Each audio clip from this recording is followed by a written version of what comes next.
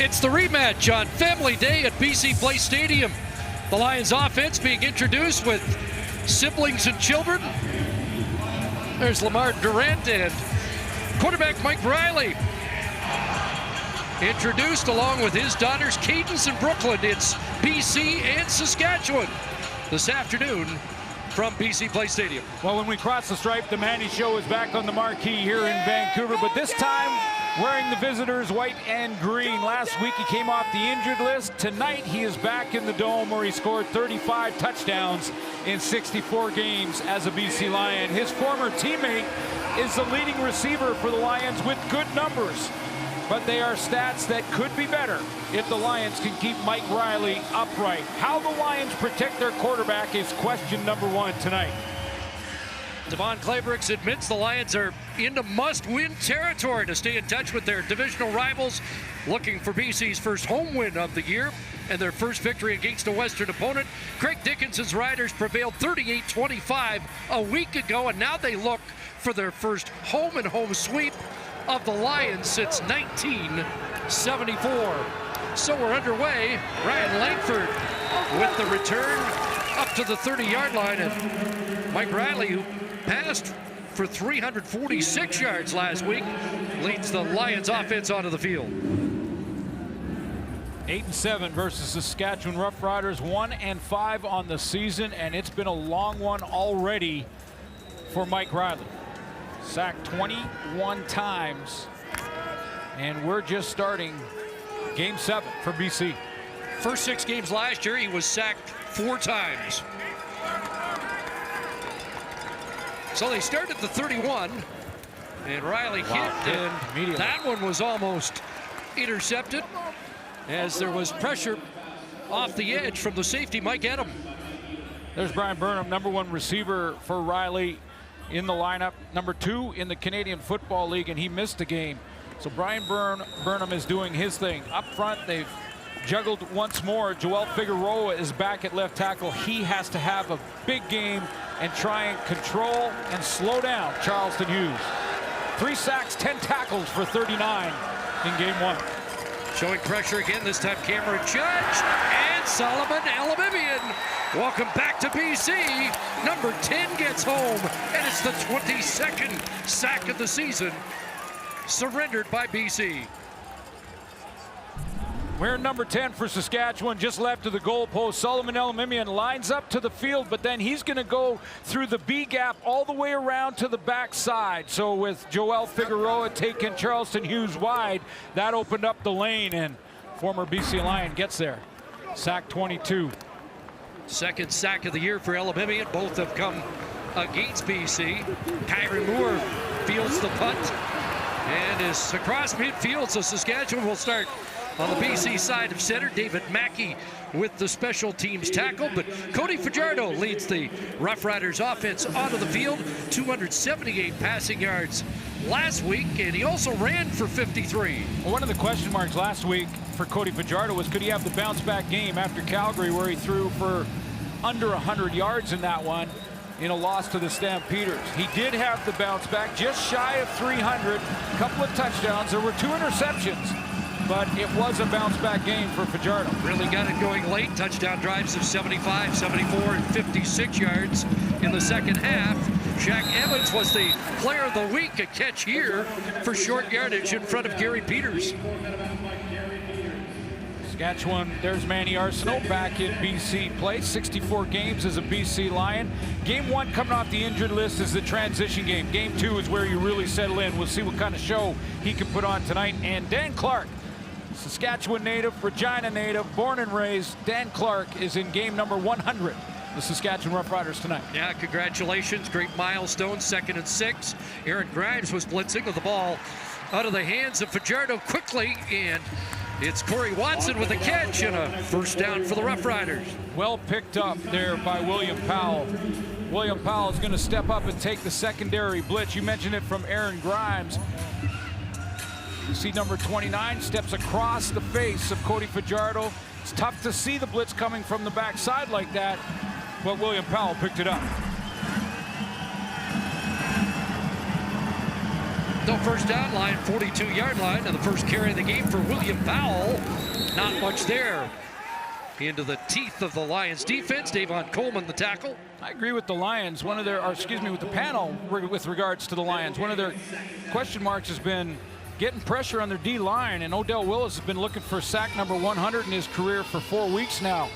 Jordan Herdman-Reed leads the team in defensive plays. He's got 39. You go back to that secondary and one change. Former Saskatchewan Roughrider Cresden Butler is going to play that wide side corner spot. Yeah, that'll be interesting. Lions have fewer sacks as a team than Charleston Hughes has so far this season. Flag comes down, and looked like they got that one off.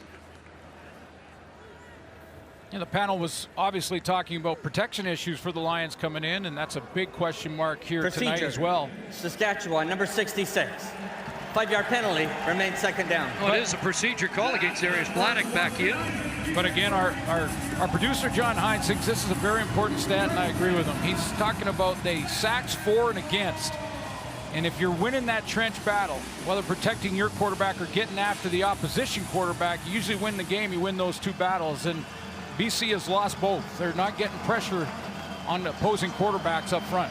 Bladdock for Philip Blake, a broken leg. He had been grading out as the top offensive lineman for Saskatchewan. Powell the screen, cuts it back inside, and back around the 40-yard line. So it'll be third down, and the kick team comes on. Gabe Ferraro did not attempt a field goal last week. It was touchdowns, not field goals, and that was the difference in the game at Mosaic.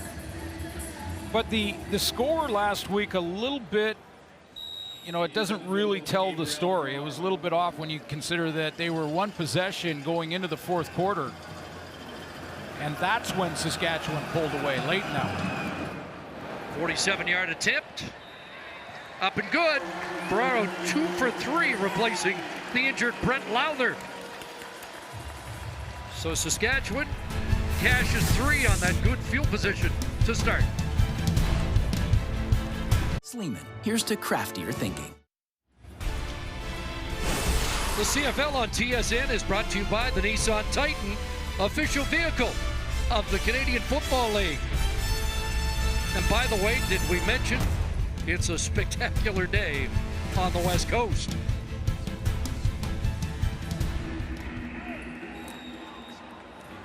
So after the field goal by Ferraro, Lions will scrimmage, first down at their 35.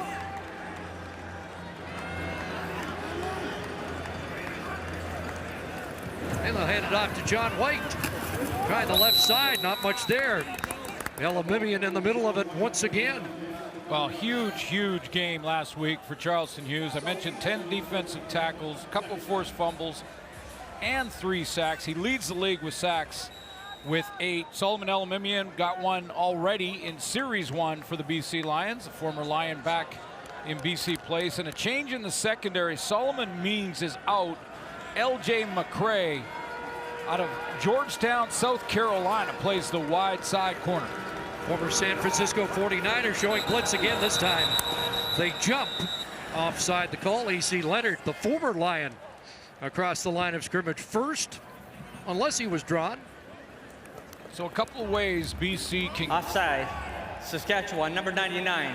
5-yard penalty, remains second down. A couple of ways BC can try and give Mike Riley a little more time back there to throw the football. And one is to get John White involved. Get John White involved in, first of all, protection on blitz pickup, which every back does, but also chipping on Charleston Hughes, stepping up and just getting a shoulder into 39 as he goes off into his pass route. That could slow him down a little bit.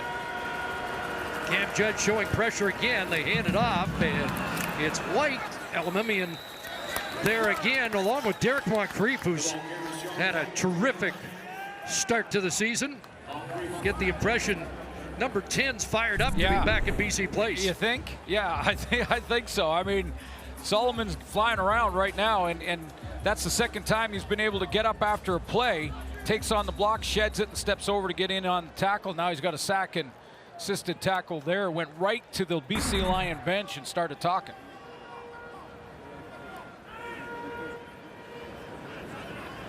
So no first downs yet for the home side. Josh Bartell, the former Rider, finding it away. Marcus Thigpen, who had the TSN turning point play last week, back there on punt return, and he gets stuck. Good cover downfield by Herdman Reed. What a start for Elamimini. A couple of tackles and a sack. 2 series in, he's fired up. $5.99. The Brick, saving you more. Not many must-win games in July, but you got to think this is for the BC Lions. And here's the divisional record. They've already lost the season series against Edmonton. A loss here, and they fall further behind, and another season series against a Western rival would be gone as well. Yeah, Lions got to build. They got to get this one here tonight. Desperation time for BC and Devon Claybrook's guys, but they have Saskatchewan, Edmonton, Calgary, their last 3 games of the season. Here's Thigpen. Corey Tuber with speed tracks him down at defensive end, his first start of the season. So I don't like to say must win unless it is the must win where if you lose you're out and you're going home, packing your bags, garbage bag day. That's not this, but desperation time for sure for BC. Lose 2 season series against division opponents, and then those 3 games at the end of the season don't matter. Bad start for BC, but they've got time to regroup, get after it, and get back in the race. 2nd and 11. Fajardo from the pocket. Pass complete underneath, but not much there for Neiman Roosevelt, and the punt team will come on. Brandon Dozier moved up from his safety spot to contain Roosevelt.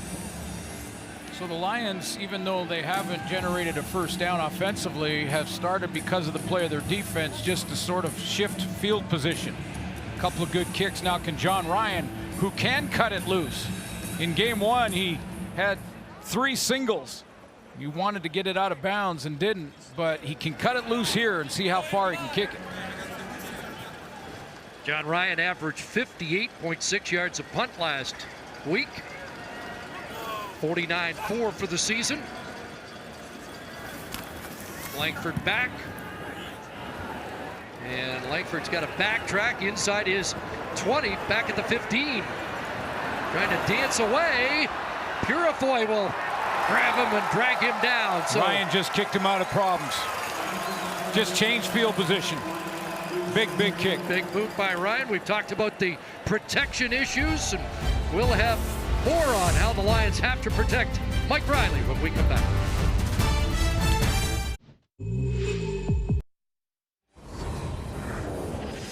While the prevailing story here in BC is Mike Riley being under siege. 12 sacks by the Edmonton Eskimos in 2 games. 21 coming into this, and already won by Saskatchewan.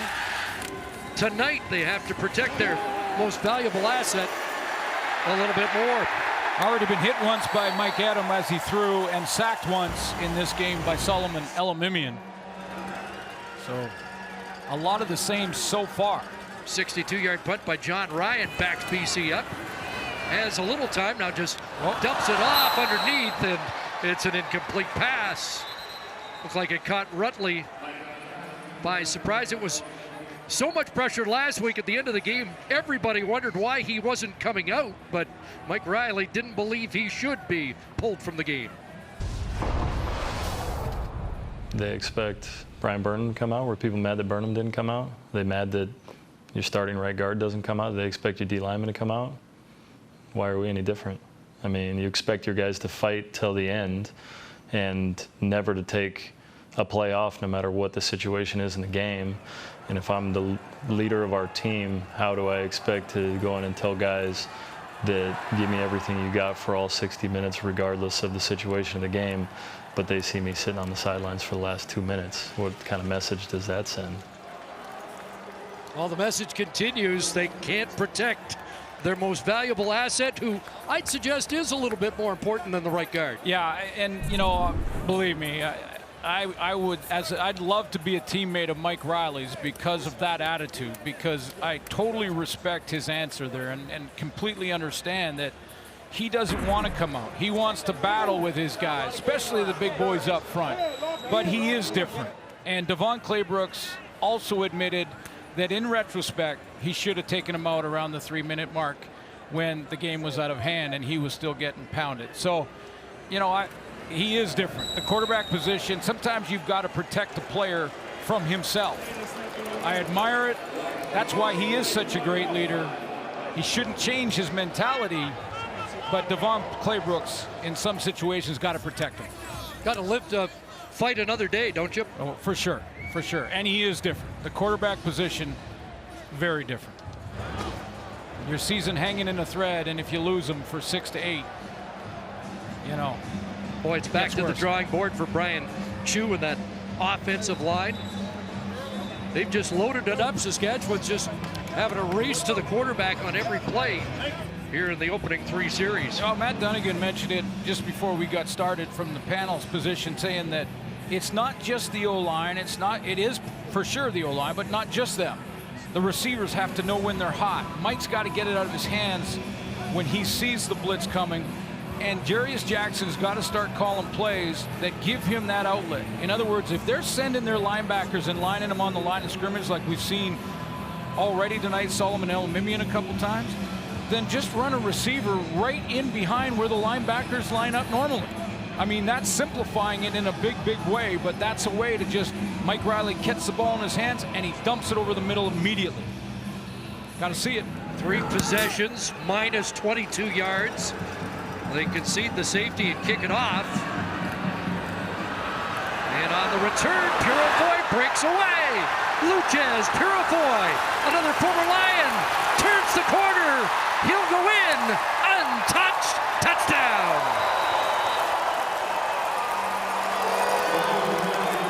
Second consecutive week that the Roughriders get a kick return touchdown against the Lions.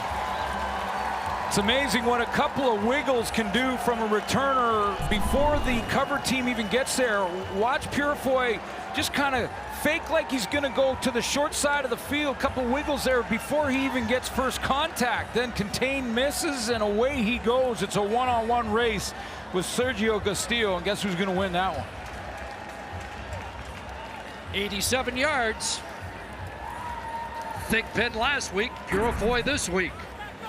And the 9th kick return touchdown of the season in the Canadian Football League. Let's go.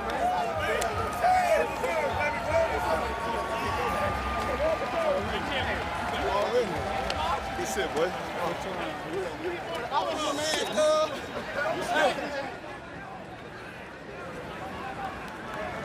So Ferraro for the convert, 12-0. Lions have started well in most games, but in this crucial game, they're down by a dozen early.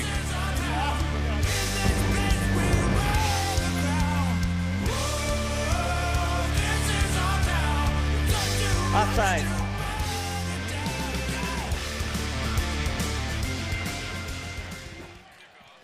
The new popcorn chicken for just $1.99, only at Burger King.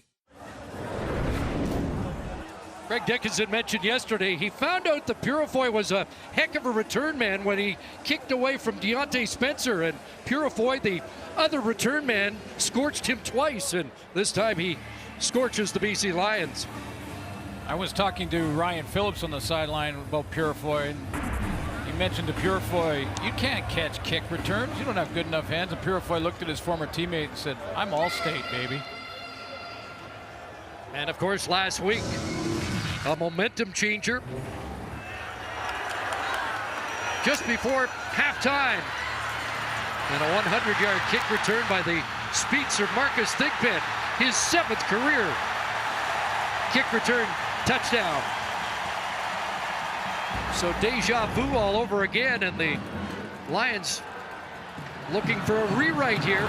Langford can't get over the 20-yard line. Great downfield cover by Chevrier. Well, it's a return back home for Solomon Elimimian, a 9-year Lion, and the biggest tackle totals in Lion history with more. Here's Farhan. Yeah, and Solomon certainly appears motivated at the prospects of playing his former team, but it hasn't always been this comfortable for Solomon since he arrived in Saskatchewan. There are many close to him who believe that his involvement with the Collective Bargaining Association and those negotiations, it was a real difficult situation for him. It took a toll on him physically, it took a toll on him emotionally. He was so invested in those negotiations, and from a physical standpoint, all the travel really affected his ability to prepare for the season. So when he walked in on the day one of camp, he suffered the calf injury. Now he's back and he looks pretty good. There have been times during that process that he's even suggested this might be his final season. As far as coming back here to BC, you know, he did not want to talk to us at TSN yesterday as part of the broadcast sit-downs. There's still some acrimony from when he left BC to come here, and certainly he wants to focus on business. Didn't want to talk to his former teammates as well, but he's looking good so far with a sack and a couple of tackles early. We'll see how the rest of the game plays out, but very clearly an emotional player coming back home. Number 8 all-time in tackles, closing in on Greg Battle. There's Brian Burnham, a catch, and there's the initial first down of the game for the Lions. Ed Gainey, the tackle. Yeah, with Solomon Elimimian, you're talking about arguably the best linebacker in BC Lion history. I mean, a guy who is outstanding rookie in 10, outstanding D in 14 and 16, outstanding player in 2014. That doesn't happen for defensive players very often, if at all. 71st straight game with a catch for Brian Burnham and a handoff to Brandon Rutley inside. Tackle made by Leonard. What Farhan talked about, though, with Players Association and when you're a player rep, and it's a difficult balancing act because you have to deal with management at a different level in different offices, and has really little to do with actual production on the field. That can be as rough as being in the trenches. Yeah, no question. But they got it done. 2nd and 6. Here it comes. Pocket collapsing. Riley gets it away. Got a completion. And another first down for Brian Burnham up at midfield.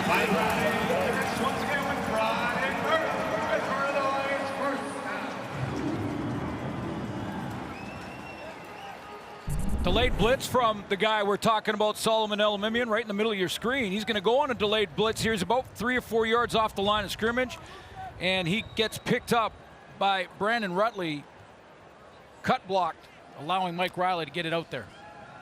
Adam the tackle, Burnham just beyond midfield. And the Lions trying to respond after that kick return touchdown.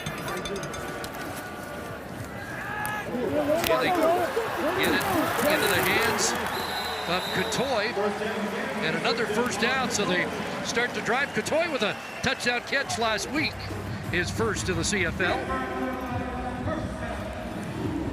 Big guy that could play a little tight end too. I mean, he's almost in that tight end position right there. They put 4 into the boundary, so little chip as he gets out into that flat area on Cameron Judge. So maybe a little rhythm for Mike Riley and a few quicker releases on this series. See if that backs Saskatchewan off a bit. Here's Rutley, got some blocking left side, and down to the 36-yard line. Available intelligent around view monitor and standard rear cross traffic alert. Don't settle for less than the Nissan Rogue. 8 for Brandon Rutley, who did most of the work in the backfield last week with 13 carries for 73 yards. John White's been trying to come back from a slight ankle sprain, and although he was declared 100% going into this game, Rutley in there right now. Maybe a free play as the Riders jump. Micah Johnson shuts it down, but looks like Saskatchewan jumped the gun, and if they did, it's a first down BC. Micah Johnson still looking for his first sack on the season. 14 sacks a year ago as a Calgary Stampeder. Talked many times about the big off-season signing, big free agent.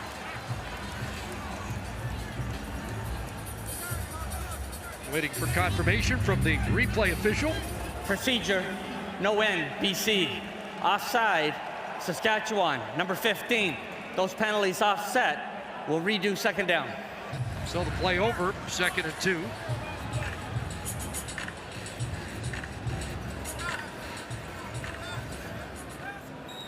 Probably change that call and run away from number 2.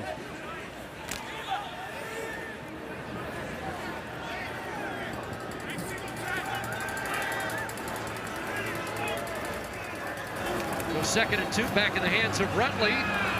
And he'll have the first down. We're told that John White has already left the Lions bench, so it looks like it's Rutley's game again after 87 yards from scrimmage last week on 15 touches. And that was the final play of the opening quarter. A big one for the visitors. A field goal, a safety, and a kick return touchdown from Luchez Purifoy. And it's a 12-0 Saskatchewan lead.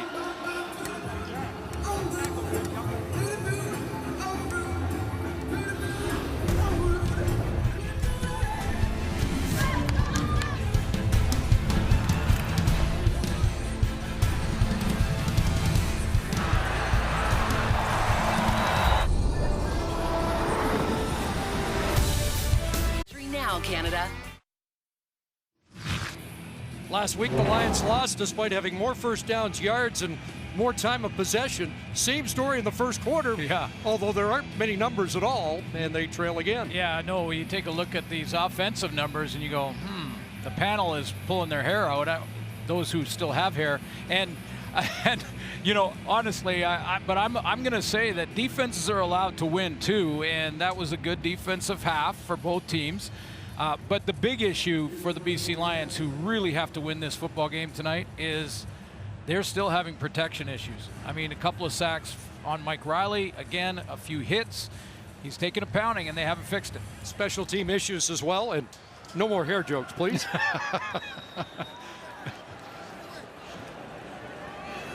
We're all just hanging on in that regard.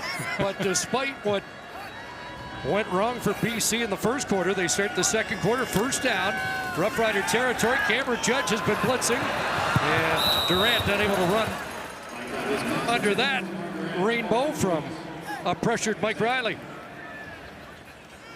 So again, this is a situation now where Charleston Hughes will line up into the boundary. He has been in the 2 games and so far in that first quarter. So he's on the short side of the field. And what are they going to do with 39? Do they put Rutley over there or a tight end to try and help and double team him, widen that edge? Or are they just going to leave it up to Joel Figueroa to try and play him one-on-one? He's up here at the top of your screen, and that's goal number 1. 10th play of the drive, 2nd and 10.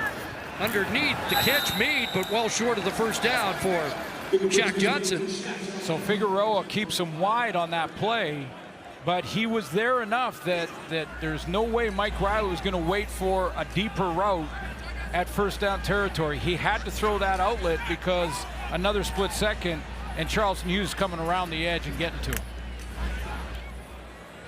So the field goal unit comes on. Castillo 16 of 17. His only miss actually was a game-winning rouge. Not though the way he drew that one up, but otherwise perfect. And didn't deliberately miss that. From 35 out. It's good. BC cuts the lead to 9.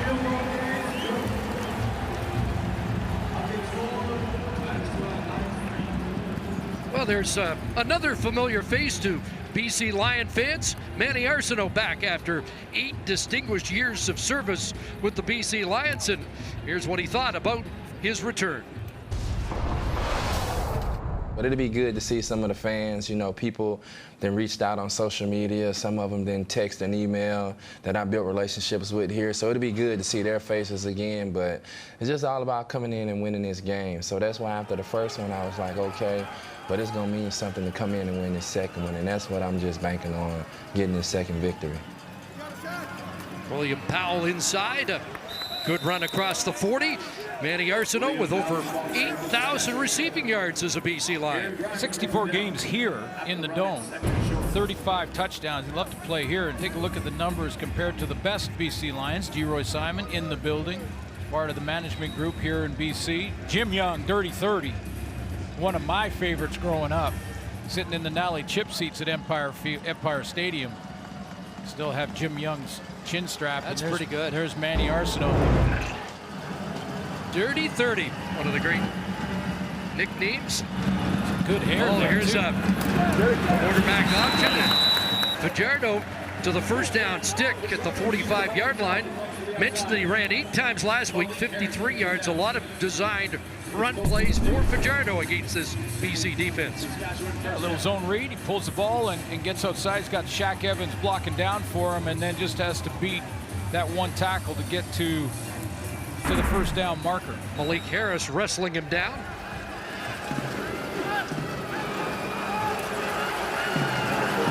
Lions defense had only surrendered 21 points in the first quarter. Here's Fajardo stepping up, and he's got a target. Neighbor Roosevelt is into BC territory and dropped at the Lion 51. Cody Fajardo just continues to progress, slowly progress. There'll be series where it's 2 and out. There'll be series where he's not seeing it. But watch him negotiate the pocket here. He's going to just slide his feet, find that little gap, eyes up, and finds Naaman Roosevelt over the middle. He could have run there if he wanted to, but he saw his receiver wide open in between the linebackers and gave it to him. Fajardo 6 for 6 out of the gate, a 14-yard connection there. And now Powell inside, and look at Powell navigate his way through a hole and has 8 to 9 on that carry. You know, he proved in the first 2 games then he can play as the starter at this level. And then he had his first challenge. He plays against the Calgary Stampeders, 89 yards passing in that one, a game they lost, a game that they struggled. There's his yards per game, and you know, there's some young quarterbacks on that list, unfortunately due to some injuries, but these guys are getting a chance to show what they can do, and Nick Arbuckle's winning some games, and Cody Fajardo continues to progress. There's Powell again, runs for the first down. 4th in the league in rushing coming in. And the Roughriders are driving. I think it starts with Fajardo's study habits, first of all. I mean, that's what you hear with all the quarterbacks that we see accomplish that starting spot and then grow with it, are guys that are first in, last out. Stephen McAdoo's working with a very young quarterback and is play calling well to help him out. Fajardo gets it out of his hand. Jack Evans got the catch on the slant. Gary Peters drags him down, but Roughriders stacking first downs here. Roosevelt on the limp as he gets up slowly. Showed you Stephen McAdoo, the play caller here in Saskatchewan. You see the Lions have lined the defenders up, the 6 defenders up on the line of scrimmage, but watch how quick the ball's out. 1-1000 turn, step, slant route. Almost impossible for a defender to get there, even if he's unblocked. 14 for Evans, another first down. By the way, Shaq Evans may be the best receiver in the league running that quick slant. There's a pump, wide open, Kyler Moore, touchdown!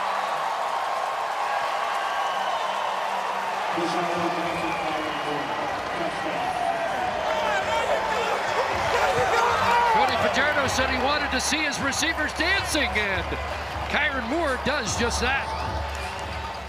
Works the slant. We've got the run game going, a little bit of William Powell there. He had to run for a first down in the drive. Great pocket negotiation throughout this drive as he's just finding his little hole, finding his throwing lane.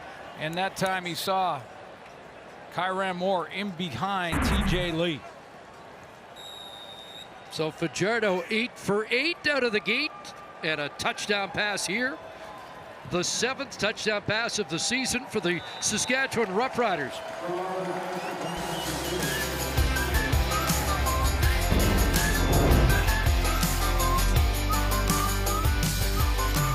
Line on my shoulder makes shapes in the cloud. Straight to my head, never wanna come down. It's not the old Barbecue and Bar. Thursday Night Football presented by The Brick continues next week. doubleheader action. Blue Bombers and Argos featuring a live halftime performance by Classified. And then the Ticats will take on the Roughriders. And at halftime, a live performance from Chad Brownlee. Our coverage that night begins at 7 Eastern, 4 Pacific, all night long, only on TSN next Thursday. Big fan of Chad Brownlee. Big fan. Ryan Langford's not been able to find any crease in that kick return coverage so far tonight. So young quarterback Cody Fajardo in the first quarter really not generating much offense at all. And then he settles in, looks at the iPad through the break, comes out with a real nice 7-play, 75-yard drive, took up 4 minutes and 12 seconds. Nice accurate throws and finishes it off to Kyran Moore in behind coverage. 7th touchdown pass of the year for number 7. Last year, Saskatchewan's 7th touchdown pass came on Labor Day. Oh, Mike Riley needs to respond. Hands it off here. Inside, not much there. Looked like John White back in after leaving the bench for a short time. Wonder if he needed some medical attention or maybe just needed to be re-taped up on that ankle. Short yardage and back into 2nd and long, something the Lions were trying to avoid here in the rematch. And they get to him again. Down goes Mike Riley once again. Zach Evans on the scene. And it will be his first sack of the season. Won't take long for the frustrations to build for Mike Riley. Watch the spin move from Zach Evans. Up the field, spins just as he's making contact with Norman. And when he comes out and around the corner there, Riley's trying to step up, steps right into him.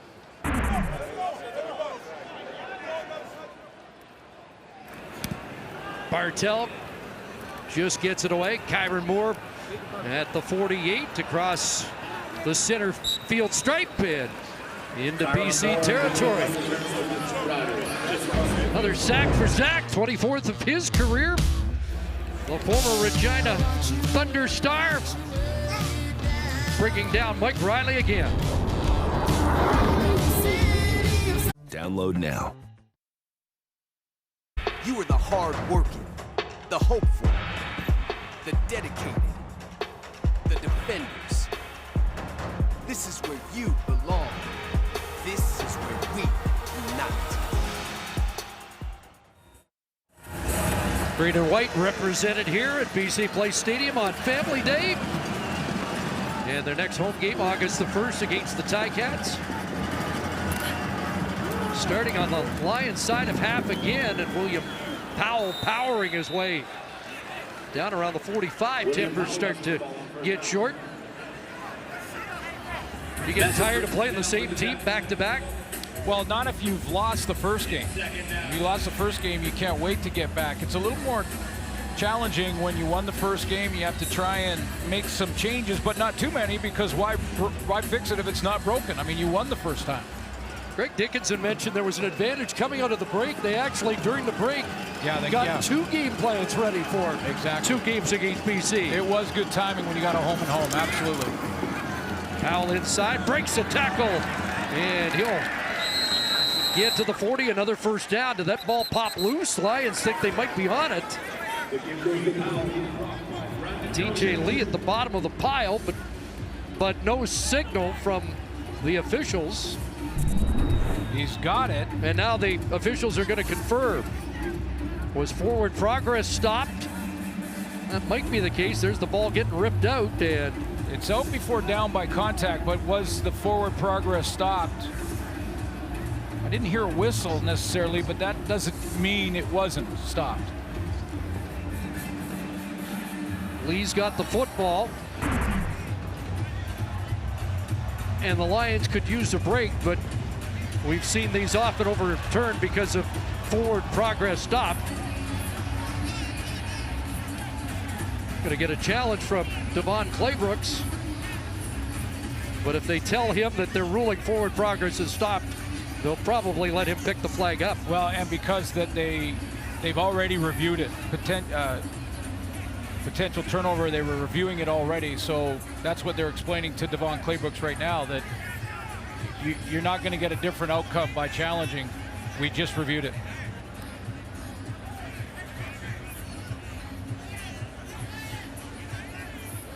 Now he can still challenge here. Yeah, sure he can. But what they're telling him is that you shouldn't, because our command center's already looked at it.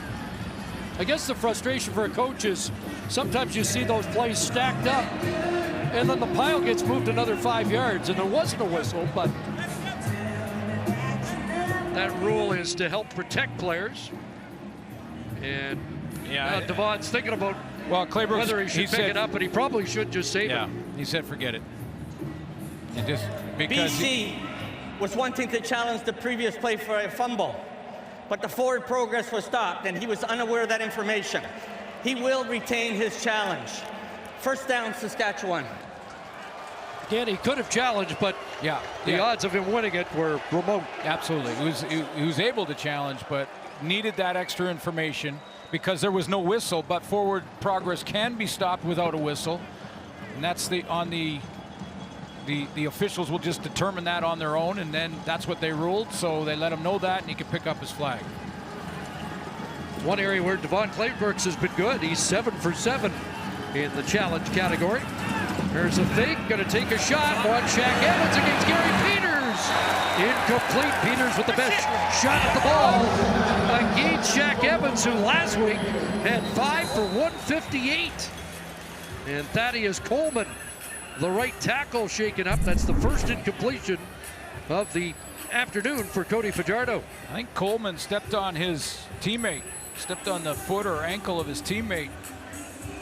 Nice jump ball by Gary Peters at the top end of the route here, but back in the trenches, looked like Coleman stepped on his teammate and went down immediately.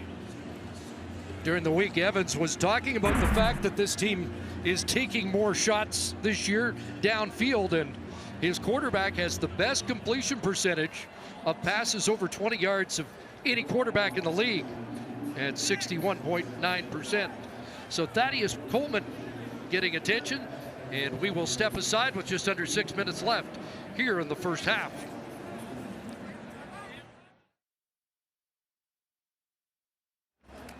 Today. The 2019 MLS All-Star Game comes your way Wednesday. Best of MLS face off against Atletico Madrid. Catch the action at 7:30 Eastern, 4:30 Pacific, only on TSN. Coleman testing the ankle. Looks like he may be only out for 3 plays. He's all good. Brayden Schramm has checked in on that offensive line. Quarterback draw. And it's Cody Fajardo. Oh, he hit a wall there at the 30, and the ball came loose, and Fajardo's in some difficulty.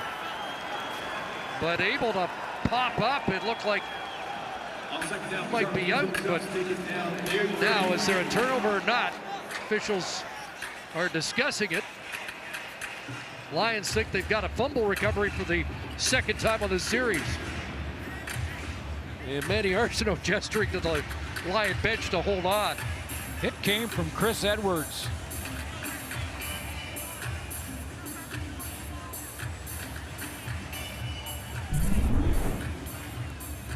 Watch to the left of your screen.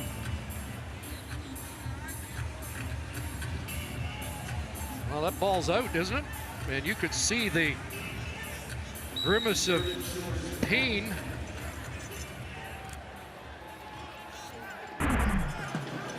But no fumble rule, no challenge. Now there is a challenge. Yeah. And I was surprised if there wasn't. And Chris Edwards fired up because he thought it was a fumble all along.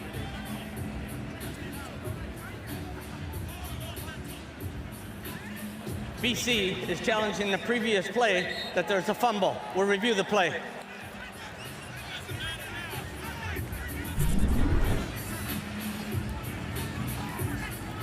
because Cody Fajardo is a runner, basically another back in the open field, he doesn't get the same protection rules that he would from the pocket. But it looked like that ball did come out of there. And it's hard to see when the ball's dislodged in the knee. It's out there in the knee. But you could see the look of discomfort on Fajardo's face as he was hit before the knee went down. Well, and right now they are, you got to believe that the ball's out now, and when the horizon retreats into the distance. Field is overturned. We have a fumble and recovery immediate by BC. We also, at the end of the play, have objectionable conduct. BC will apply 10 yards to be first down, BC. Well, Devon Claybrooks still perfect on challenges. He wished the win-loss record was like that. But a turnover here, and the Lions needed that.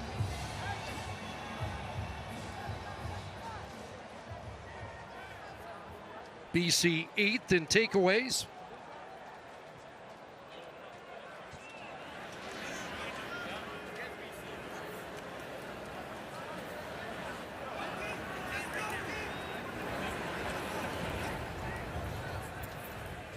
Penalty marches it back to the 20-yard line.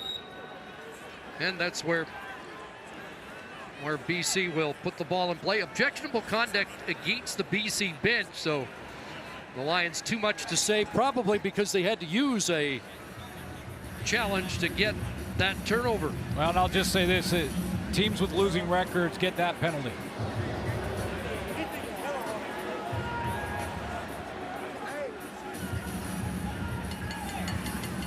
So Mike Riley has just under 4.5 minutes to go, trying to cut into this Roughriders 16-point lead. 33 yards of offense so far for BC. Pressure from Judge. Another incompletion. Cameron Judge has just been sprinting to the quarterback all afternoon long.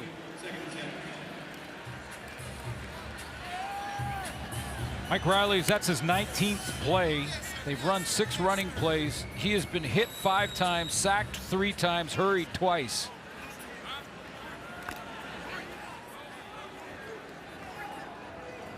That math doesn't work out well for BC. Nope. 2nd and 10. Moncrief playing center field. And they'll take a shot down that far sideline, and a flag down.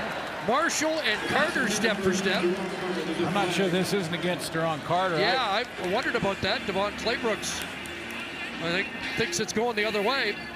I think Marshall was in outstanding position, and Carter grabs him, tries to throw him behind so he can get and move out.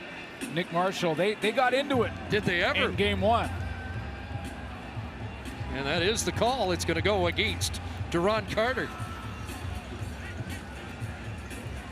No doubt from Nick Pass Marshall. Interference on the offense. BC, number 89.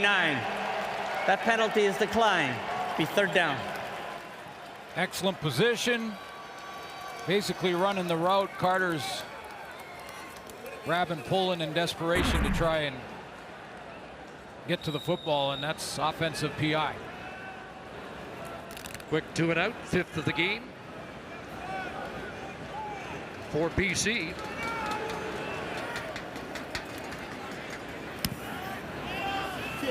Martell's wobbly punt fielded at the 50. They fake the reverse, and the speedster, Kyron Moore, swerved back into BC territory at the Lion 41. The field position, the field tilted in this first half in favor of the green and white.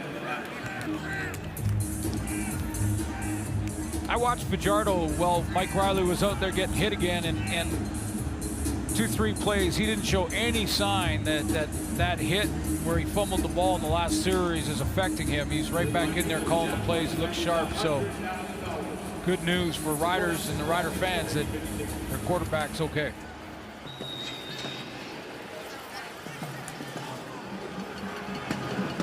And he's getting his O-line lined up right, so that's a good sign. Does seem to be some confusion as Coleman not back in yet.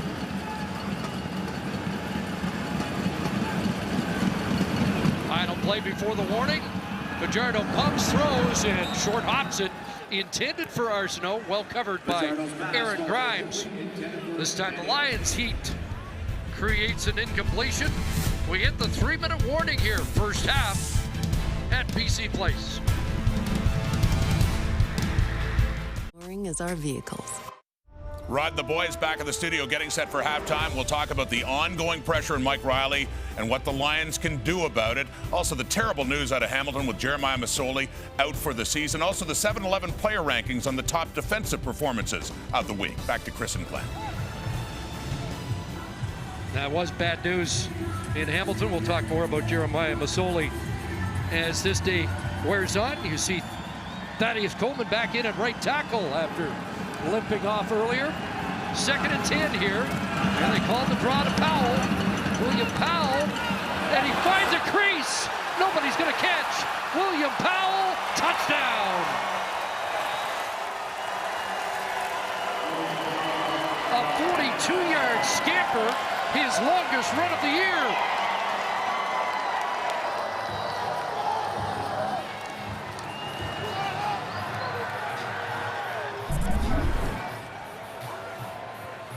At the point of attack, it looked like Herdman Reed was where he was supposed to be, the middle linebacker.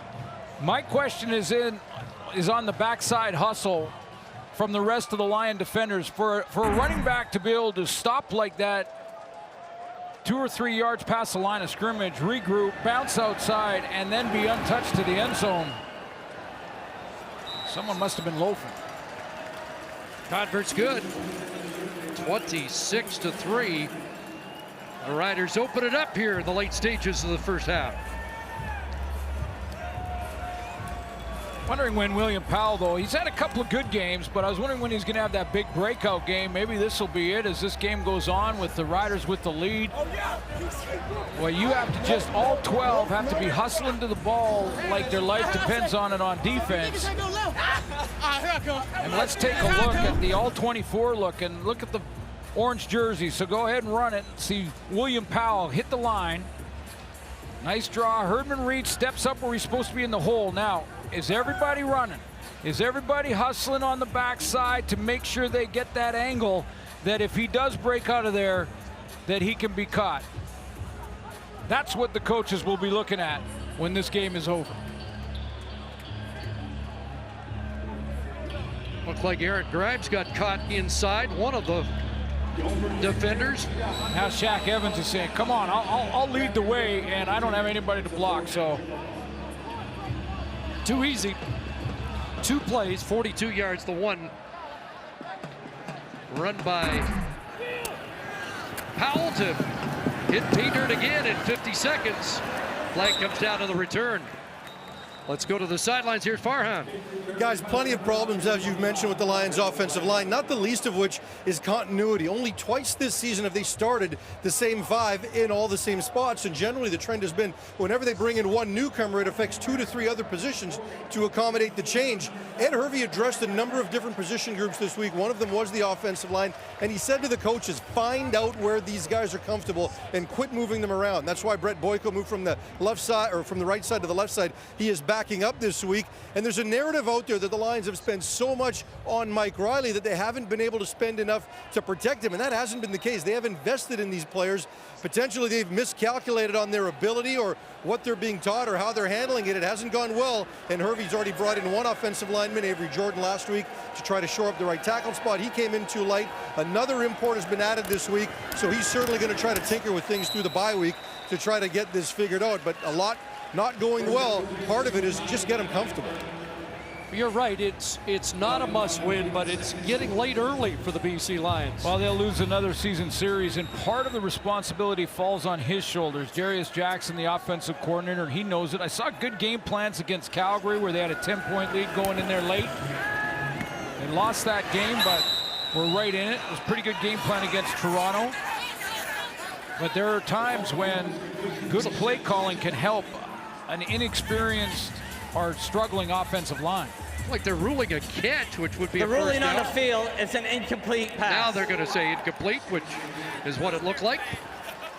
But that's one thing. I mean, if the coaching staff is just flipping positions for the O-lineman, and going from playing left tackle, for instance, to right tackle is kind of like going from being right-handed to left-handed.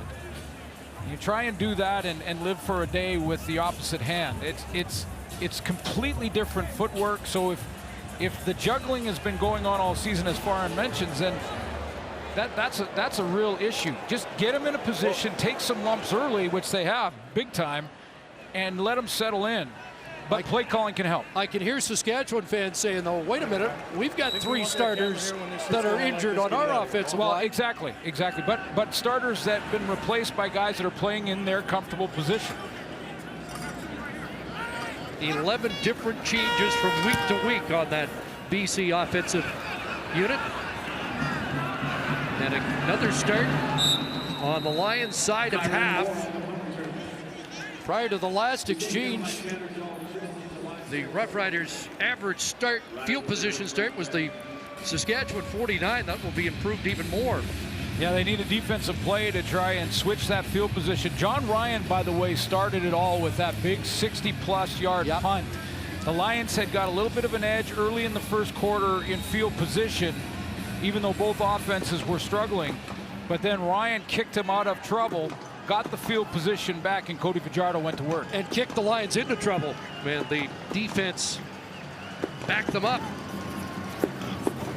Fajardo, there was a duck and chuck, and the pass knocked down, incomplete. Saskatchewan has started on average a 51-yard line. Now the 51 after the last return by Kyron Moore. 2nd and 10 here. It's all about real estate. Real estate turns into that right there. And as you know, it's hard to acquire here on the West Coast. Yeah, it is it ever.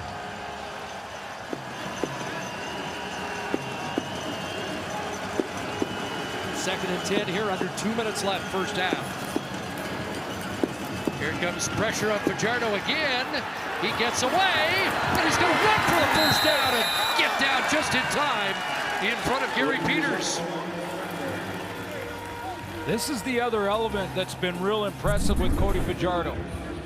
First of all, I like when he's been managing the pocket tonight.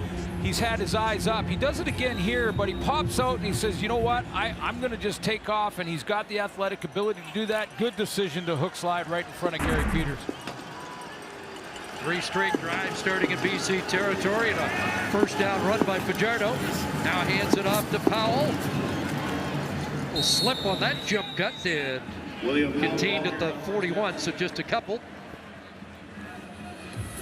2nd and long. After the tackle, 2nd and 7.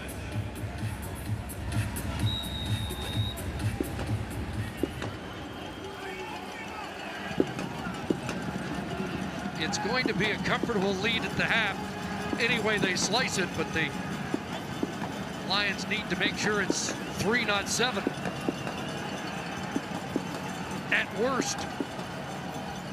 2nd and 8. Powell again. Right side, William Powell, and driven back at the 30 when it looked like he might have another first down. It's going to be interesting here for Craig Dickinson. I think where are they? They're about a yard away. It's like well, he got a good spot too, so it might be less than a yard. Under a yard, so go ahead and get it. Run one more play, maybe take a shot. Even an intermediate throw can turn into another 7, and then you really put the pedal to the metal here. I like the choice. 4 for 5, short yardage. Flag came down. Usually offside defense, but will this one be early movement? Fajardo got it with lots to spare, but this one might be going against Saskatchewan. And if it is, and it changes, field goal unit will come on. Yep.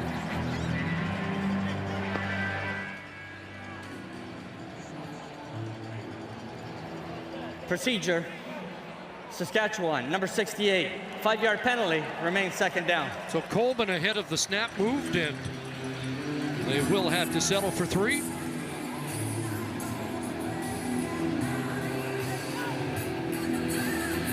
And first half where Greg Dickinson's had very little to nitpick about. A couple guys on the field goal team. Charleston Hughes, sorry about that. Charleston Hughes and Micah Johnson, both on the field goal team. That's providing some protection. Now, if Ferraro misses, it might provide an opportunity for BC. Well, they have to cover. And up, and he's missed, so we will get a return here from Ryan Langford. Look out! Look out! Ferraro's trying to slow him up. Langford tight wraps it, and he's gone. Ryan Langford, another return touchdown, and BC does have some life. Sometimes it can be just one play that can turn the corner for a football team. Let's see for the BC Lions if this is the one.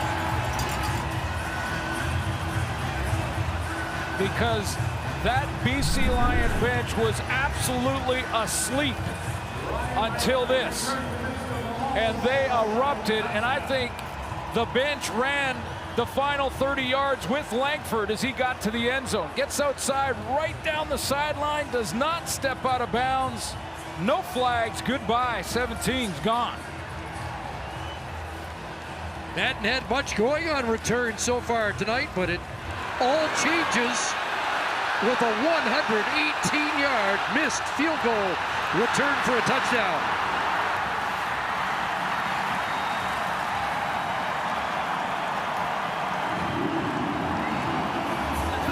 And he hit the tape.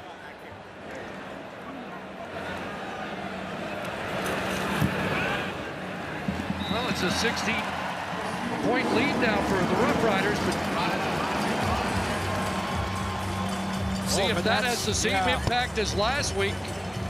In the late stages of the first half, it was Thigpen for Saskatchewan who got his team kick-started. Can this be enough to get BC back in it? You know, Ryan Langford's been on the roster now for a couple of weeks. He's been in the return game, and I know Lions fans watching this return are going to say it's time to put 17 on the offense and see if he can help Mike Riley out, because he shows some great speed on this return, and let's see if the special teams can ignite BC Lions. Gotta do it, gotta do it, gotta do it, gotta do it.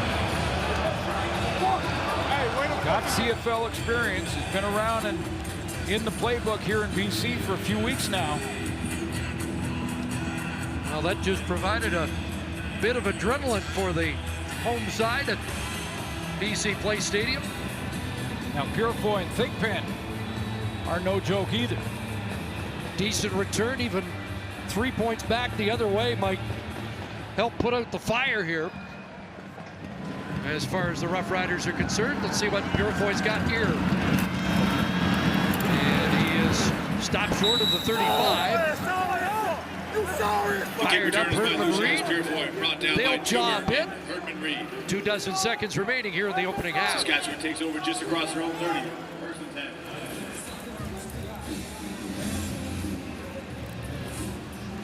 Simon Fraser guy pumped up. Absolutely. That's what that special teams play did. See if the compete level for BC goes up a notch. Likely not in this half, but boy, that's big in the going in at halftime to have that play for the BC Lions. And off to Thigpen. Not much there. The ball carrier is Thigpen. You're Saskatchewan, you're on the road. You just let that one, get rid of that one. Go make the adjustments on your special teams. You say we got a 16-point lead. Protect the lead on the road. Going at halftime. And Lions with only 2 big returns all year on kickoffs, punts, and missed field goals, but both have gone for touchdowns. Protect the lead here and take a knee and going at halftime. Well, despite that final minute, good first half for the visitors. And it will be 26-10 at halftime for the Saskatchewan Roughriders. Let's head to the panel and get their take. Here's Rod Smith. Thank you, CC, along with Henry and Maddie and Milt. And we talked about it before the game. Will BC be any better protecting Mike Riley? We got our answer in like the first 2 plays from scrimmage by the Lions, Milt. It's week 7, and we're still talking about these BC Lions protecting Mike Riley. And they're still not getting it done. You know, when are they going to come to a place where they say, okay, we're finally protecting our quarterback? And we can't keep talking about this. But we will. This can't keep going on, can it? But it continues on. And it started early. You would think they would come out and do some max protection to give him some time to throw the ball. But on the first 2 plays, he gets hit. Then the next play, he gets sacked. That's unbelievable that these Lions allow that to happen. You'd think they would have some pride and say, we're not going to let our quarterback get hit. Yeah. If I have to hold someone as offensive lineman, I am not allowing my quarterback to get hit. But once again, it continues to happen. That's right, week Milt. 7. And it happened early, like you said, and we're going to take a look at it because, and it's not always on the offensive line. Sometimes Mike Riley's got to accept responsibility, and we're going to see it right here. Now, this is going to free release the backs. You only got 5 protect, right? So Mike Riley's got to know that. Backs out. So here comes Solly unscathed, and they actually are going to be dead free to the quarterback here, and they had plenty of numbers, but on the right side they messed up the blocking. Here you got 3-on-3 to the right-hand side. Back is supposed to take inside out, and watch Figueroa, your left tackle. He's laid off the football. Back's got to take Charleston, and now you've got a jailbreak to the quarterback once again. And then here, this is just a nice stunt, and this is actually picks up really well because when the left tackle does his job, Rutley's able to block the man inside out, and he picks up Elimimian, and Mike's got an opportunity to throw the football down the field. So it's not always on the offensive lineman. Mike's got to read that hot when the back's free released, and they got to better communicate up front. And Figueroa's he's got to be on the snap count. So a lot of things going wrong with the big boys up front to make this what it is, and it is a mess after week 7, like you said, Milt. I think the place you saw them have their most success was running the football. Running quick games, quick screens, getting the ball to Mike Riley's hand just to offset that pass rush, because we all know that that front from Saskatchewan, they're pinning their ears back. They're bringing the heat. They got a substantial lead right now. So what else do they want to do? It's stats time. But if you want to continue to help keep your quarterback healthy, get this team in a rhythm, get Rutley going, get that running game going, and get the ball out quick, because they got guys like Burnham, Shaq Johnson, Deron Carter. We've been talking about these guys. They need to put together a drive. They got too much talent to be wasting, because, guys, I got a warning for you. The guys up front, that's not going to change, because if they were going to change it, they would have done something by now, and it hasn't happened yet. Good news, though. We haven't heard Charleston Hughes' name being said. That is true. That is true. That's good news for him so far. Exactly. There you go. Any type of momentum on the quick game, Hank, is when Mike Riley went down there and led his team to a field goal. And what did Fajardo do? Led his team to a scoring drive and answered right back. Yeah, stop the one problem with Charleston, but the problems do continue in other ways. Only 40 net yards for the BC Lions. Back to talk about the awful loss for the Hamilton Tiger Cats. They won the game, but they lost their starting quarterback, Jeremiah Masoli.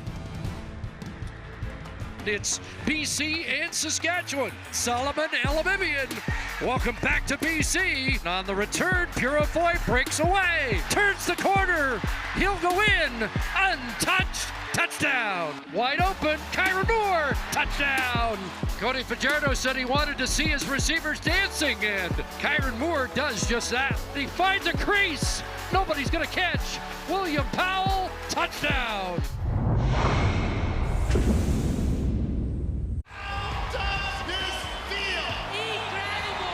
I was born and I was raised.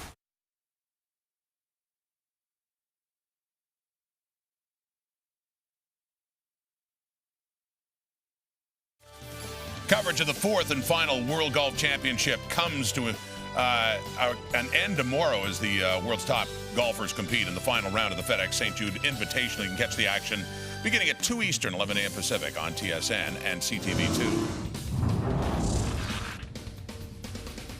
Well, Slurpee Boy's at it again. He wants to rank the top defensive performances from the week, which does continue, by the way, with Sask and BC.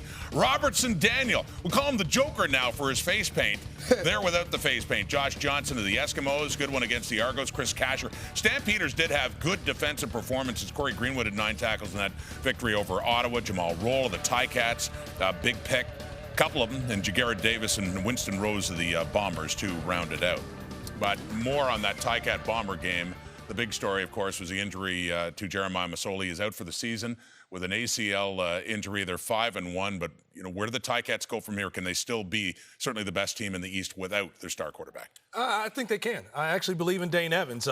Just listening to the kid last night in one of our mic'd up games, and I love the fact that we get to hear what goes on in between each play, the communication that happens. And normally when you bring a backup on, they're usually struggling out there. They keep things pretty basic, not too much verbiage. But to hear Dane Evans taking over like a true veteran, a guy who's been in this system for a bit of time, making sure guys were in their right place, that showed me this kid is definitely on the ball because he's got the mental capacity, and physically he's definitely gifted. Hey, Hank, you and I were talking about it, listening to the live mic yesterday, and how impressive Dane Evans was in communication. He was like a coach on the football field. That's impressive moving forward for the Hamilton Tiger-Cats. I think they'll pick up the slack. But, Milt, I really believe that Montreal's ahead of them right now with Vernon Adams, because they're basically 5 weeks ahead of him, right? Because Vernon Adams has taken over week one. He almost won that game at Edmonton, and they're on a roll there. So I think Hamilton's playing a little catch-up with Montreal right now. The best thing that ever happened to Dane Evans is that the fact that he has a great head coach in Orlando Steinhauer and offensive coordinator Tommy Condell. Both of those players, both of those coaches will keep him calm. Will he be able to go out there and produce? That's another question, but he got two great coaches helping him out. And Thursday night, taking on the Riders back in Regina. And right now, they're leading the way over the BC Lions, who might be in the market for another receiver. Woo. This guy's pretty good. Hey. I want someone with Look from in the second half, down by 16 points.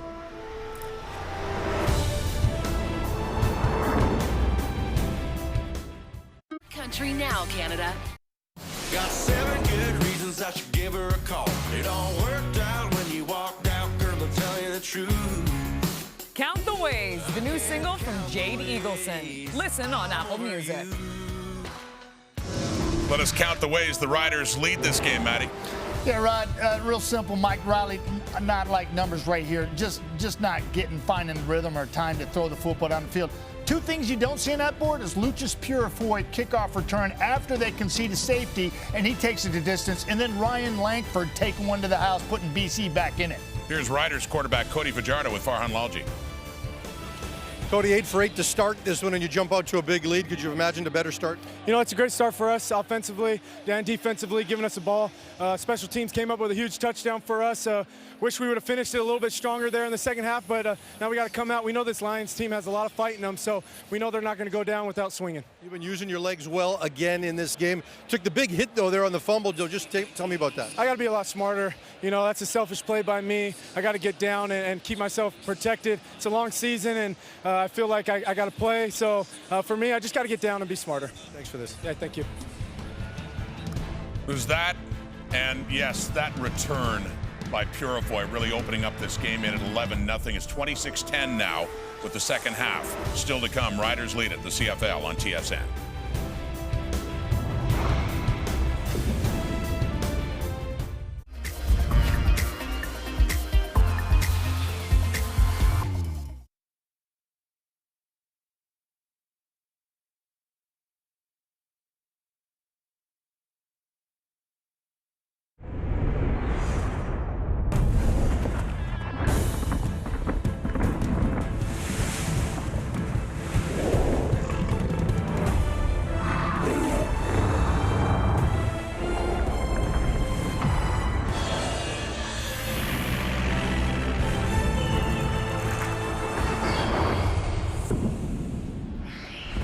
If you live on the West Coast, the scenery looks a lot better than the scoreboard. 26-10. Saskatchewan headed to the second half, but here's Farhan Lalji and Devon Claybrooks.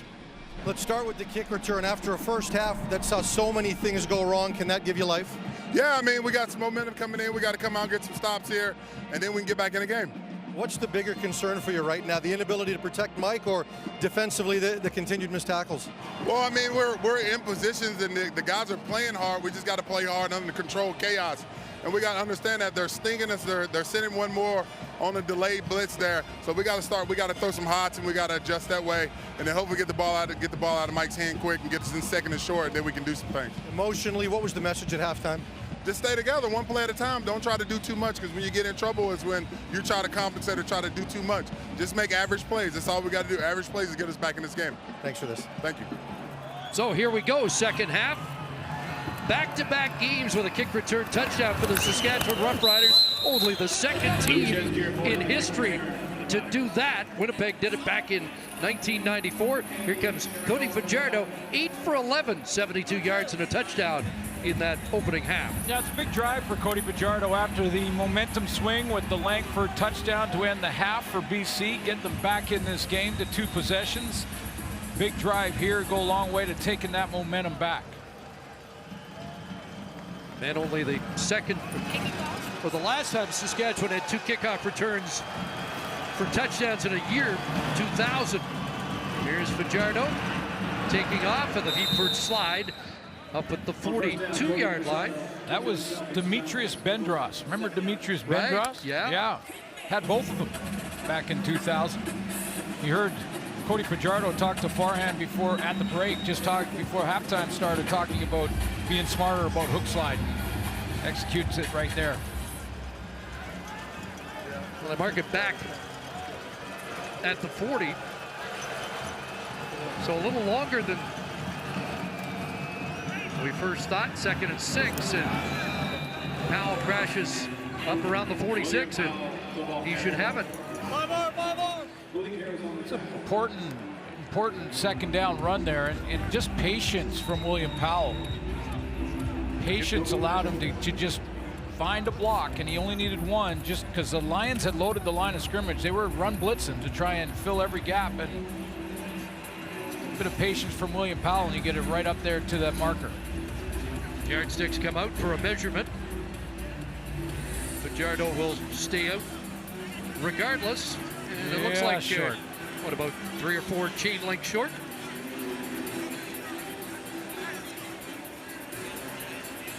And William Powell now at 94 yards in the game on the ground, on the strength of that 42-yard touchdown run. Had a 100-yard game in week 1 for the Roughriders against the Ticats in Hamilton, their next opponents on August 1st.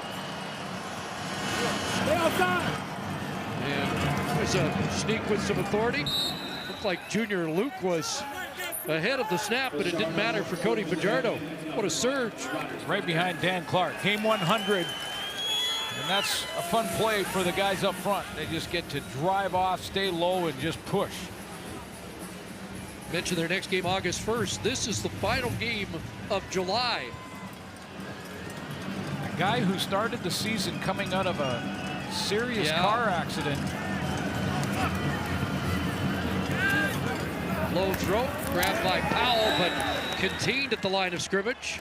Gary Peters moves up to make that tackle, but that's a great milestone for any Canadian Football League player, particularly one of the buffet boys in the trenches. Oh, yeah. We salute Dan Clark for 8 years of work. Bounced back from that car accident where he was actually thrown from the vehicle. A couple of weeks he was back in the lineup, and now 60 plays on average for your offense. Now he's in 60 minor car collisions. 3-man rush, 2nd and 10. Fajardo sprints out of the pocket, and he'll take off, but gets bumped out short of the first down. So the kick team will have to come on. Well, Devon Claybrooks told Farhan at halftime, you know, we need a stop. We need a stop out of the gate to build on the momentum from Ryan Langford on the kick return. Make those common plays, those average plays. Everyone makes an average play. It's a big play collectively, and you get the ball back. So the punt team on for just the 2nd time in the game. And that first punt by John Ryan, as you noted, was a 62-yarder that flipped the field in a hurry for Saskatchewan. This time, not looking for distance, looking to hit the corner inside the 10, something he's done 4 times this year.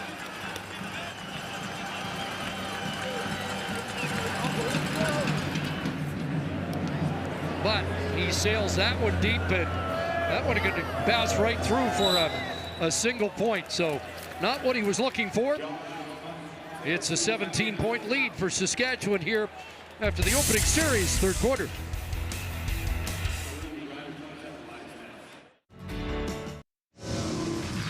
Well, it's now 24 and counting sacks on Mike Riley on the season. This is just 6.5 games in. It's the delayed blitz. Devon Claybrooks at halftime called it sting. And he said that the way that Riley can try and help himself here a little bit is to pick up the sting blitz on the delay and get the ball out of his hands quickly on the hot route. Start at the 35, they get out of his hands quickly. Ball was tipped, Johnson can't hold on to it. And Moncrief in the neighborhood almost had an interception. Well, that's the exact solution. So here it is. Here's a great example. Delayed blitz from Solomon Elimimian. That means hot route is right here. It happens to be Shaq Johnson here. So delayed blitz from Elimimian, hot route. Get it out of there now. Tipped at the line, and Johnson loses the handle, almost intercepted. Make that catch. Mike Riley, 2 of his last 7. 2nd and 10. Late blitz. Take the hitch, throws the slant. It's incomplete. Burnham can't hang on. There is a flag in the Lions' backfield. That's a holding call against BC.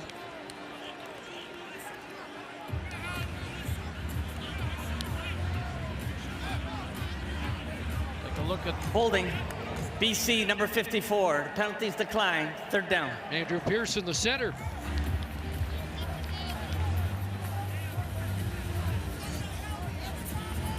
Andrew Pearson's trying to handle Micah Johnson. Micah Johnson is right here. Pearson the center, and you'll see why he gets the holding call.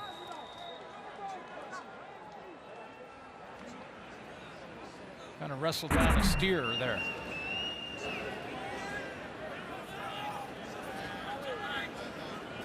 Almost looked like Andrew Pearson was looking at that iPad saying, I know, but it's Micah Johnson.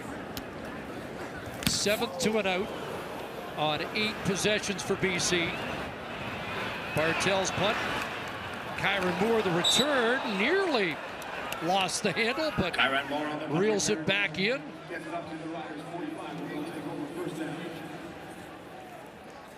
Discovery's iconic summer event is back, bite after bite. It's a jaw-inspiring lineup of all things shark. Oh, yeah. Shark Week, it all starts Sunday, 8 Eastern, only on Discovery. Yeah, this is the week where I find myself in the football bunker doing some notes and turning into shark vision the whole night. Just 4 in the morning, I'm watching shark documentaries. First down, Powell, and time he's collared there. Junior Luke on the scene. Also in on the tackle, Charles Wright, the newcomer of that Lion defense.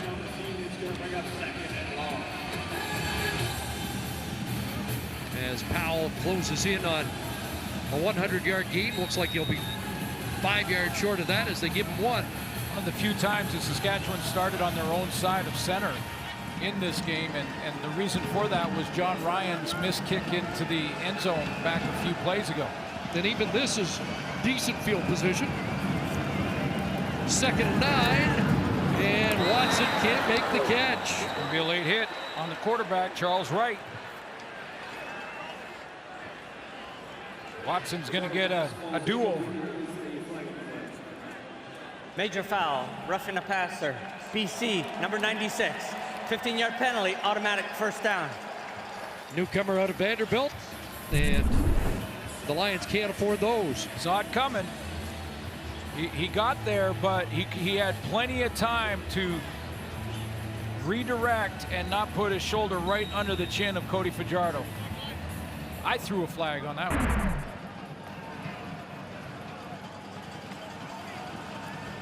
So that advances the ball into BC territory. First down at the 50. Fajardo pulled it, got it to Kyron Moore. And it's down at the 42 and a gain of 8.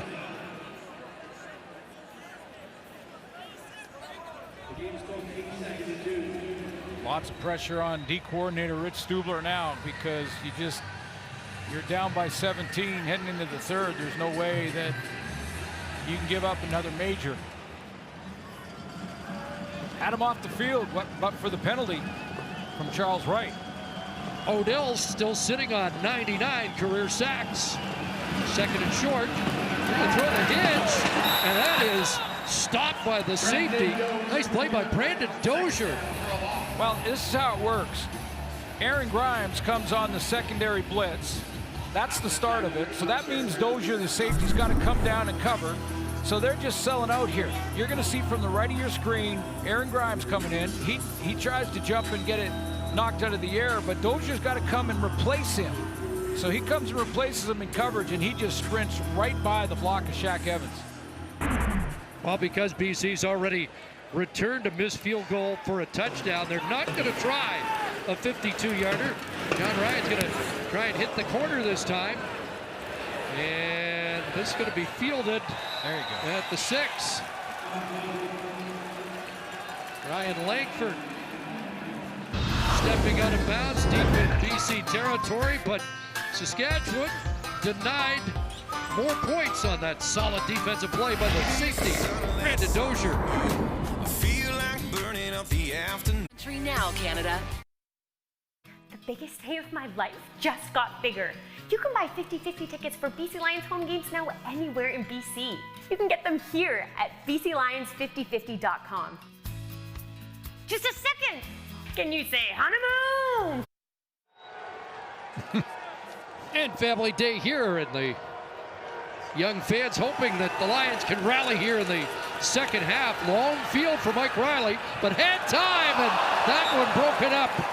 Luchez Purifoy got there just in time, or Lamar Durant is running to the end zone. Well, and it may take Saskatchewan, if he makes that play, out of their delayed blitz. There's Solomon Elimimian again. Look at him trying to find a spot. They load it up, and finally Riley gets the protection he needs and just doesn't put enough air on the ball to allow Lamar Durant to run underneath that. Great recovery from Luchez Purifoy. Get his hands on it. He does the push-ups, thought he should have had the interception, but that's a clutch knockdown to prevent what could have been a touchdown. 2nd and 10 from the end zone. There's a connection, and Brigham steps out at the first down stick. And let's see how close that is. Is it going to be? It is a first down, so they don't have to worry about 3rd and inches. You know, our quarterback's sitting in the studio right now. Those are guys that when I ever talk to them about blitzes, when we're sitting in a restaurant and we get all the salt shakers and pepper shakers and we're going game planning at the table, I'll say, well, I'm going to send my delayed blitzes here, and Dunnigan will just look at me and go, bring it, just bring it, because we're going to hit that deep one down the middle. They just missed it to Durant. Just the second possession for BC in the game that didn't result in a 2-and-out. John White, the carry here. And it's going to be 2nd and long. So if Solomon here, who's right now is going to go delayed blitz, the soft spot should be right where he leaves, right in the middle. So you need a receiver to get to that spot immediately, and then Riley has a chance to get rid of it. There goes Solomon. Now he's covering man-to-man outside, right to the hole. There it is. There you go. And that pass dropped. Durant can't hang on. Purifoy there defensively again. Did he get a hand on it? Now this is where this is where the receiver's responsibility is. You got to get your man off you here. You can't allow your DB to be able to sit on your heel on your backside like this and then be able to cut underneath. A couple of great plays by Purifoy. I don't want to take anything away from his plays, but Durant's got to get closer to that pick so Purifoy can't get around it in time. And that's where now it's on the responsibility of the receiver to come up with the play. So Bartel to punt.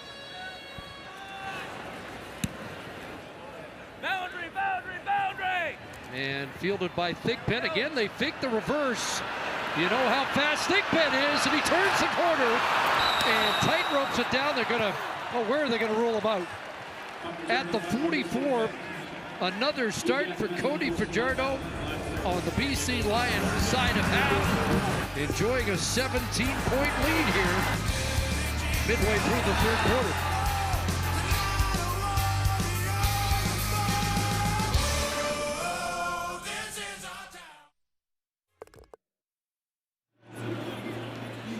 Challenge for quarterback coach Steve Walsh for the Saskatchewan Roughriders with young Cody Fajardo is to find that level of consistency. Now the running game has started to step up in this football game, in this journey.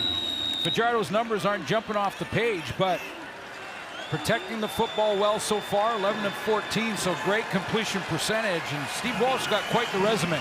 No mistakes, 40 yards rushing for Fajardo, and short hops that. 77 yards passing for Fajardo in the game, 139 yards rushing for the Roughriders. Yeah, sometimes the journey takes you in a different direction, but Walsh has got that great resume before he got to the CFL.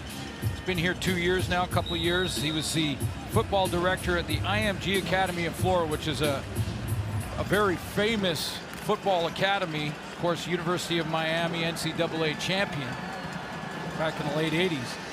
At the quarterback position, so he understands what they go through. Would have been fun seeing him up here as a player back in the day. Absolutely. Corey Watson over the middle, and he gets swarmed and taken down short of a first down. 11 years in the National Football League, of course, first round pick with the Dallas Cowboys. So, you know, Steve Walsh has been there and he understands sometimes the game is about managing it and protecting the ball, protecting your lead.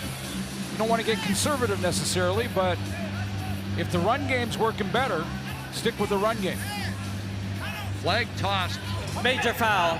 Unnecessary roughness. BC number 9 after the play. Up 15. Automatic first down. Well, there's back-to-back series for Saskatchewan on offense when BC's taken a major penalty. When they were coming off the field. Retaliation. Again, good football teams don't get those type of penalties.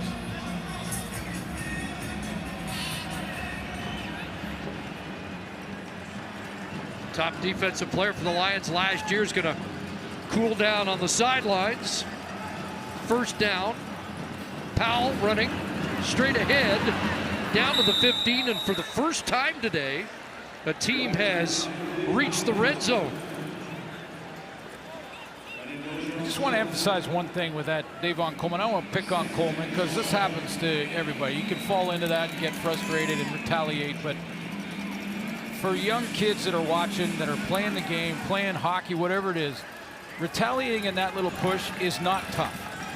Okay, that's not tough. Tough is to have the discipline to not do it. As you saw, Powell over 100 and straight ahead again for another Saskatchewan first down. That's tough. That's tough. Driving a run play right up the middle and just grinding it.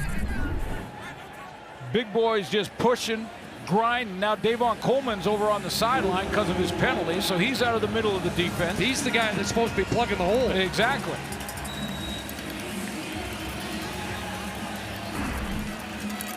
Saskatchewan 10 for 15 in the red zone this year. Tied for third best percentage of touchdowns to visits inside the 20. And Powell straight ahead, and he walks in, touchdown, Saskatchewan. And it is becoming a huge day for William Powell.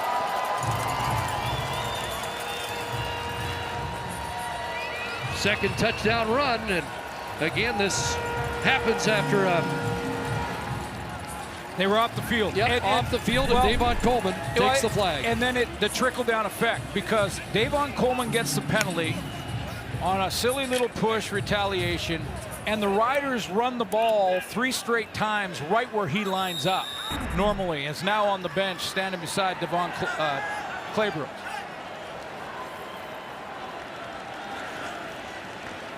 But they one man short here. John Ryan, the holder, signaling to the bench that they've got an issue, and they're going to have to take a time count. Charleston Hughes comes on late. Uh-oh, that's a fine day. Time count violation, Saskatchewan. Number 9, 5-yard penalty, that's where you we'll reattempt the convert. In practice the next week on the walkthrough after the game, everyone says, hey, Charleston, fine day. It is a fine day today because you're buying the chicken. From player of the week one week to buying the chicken the next. Again, we've all been there. And Ferraro does squeak it through. Roughriders open it up here, 34-10.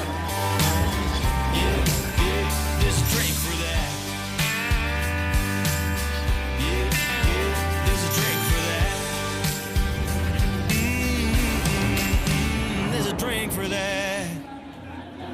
I'll go. Davon Coleman on the sideline beside his coach after the penalty, and Dan Clark goes to work on back-to-back plays right down Main Street. 100th game again for Dan Clark. Watch him get out here on the double team and then say to William Powell, this is the play before the touchdown, so back-to-back plays straight down the middle. He gets out there, gets on the double team, run right behind me, buddy. That's no problem. We'll just move the pile along here.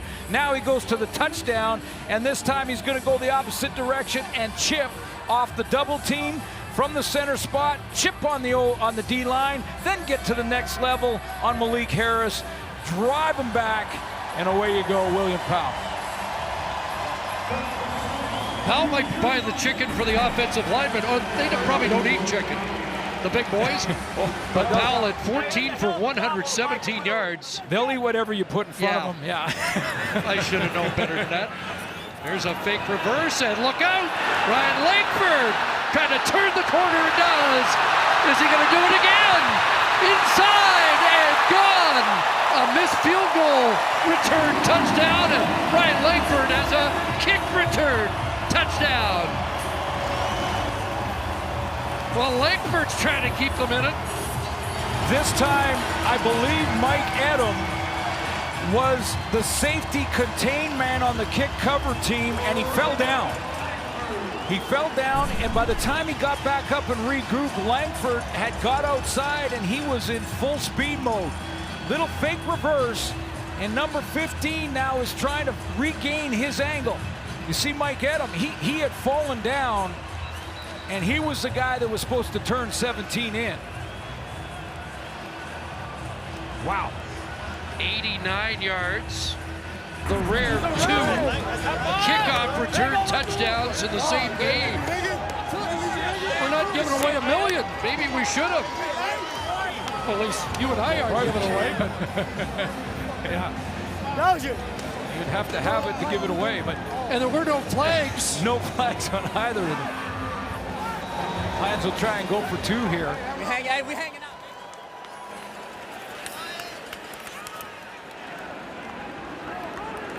Lions have 4 offensive touchdowns at home this year. 3 have come on kick returns. Pressure from Judge, back in the end zone, 2 points, Brian Burnham.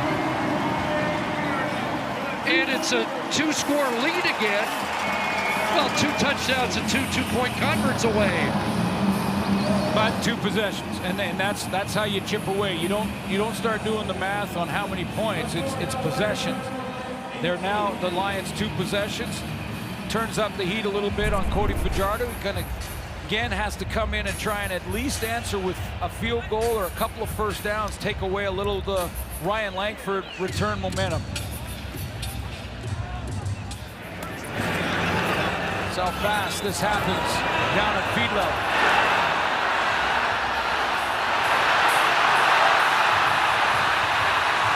Picking him up and putting him down, isn't he? Craig Dickinson mentioned to me yesterday, one of his pet peeves is poor pursuit angles, and I'm sure when he watches the film of that, he's going to be a little concerned.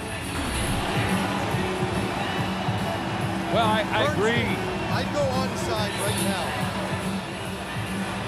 I agree, Chris, and Edom.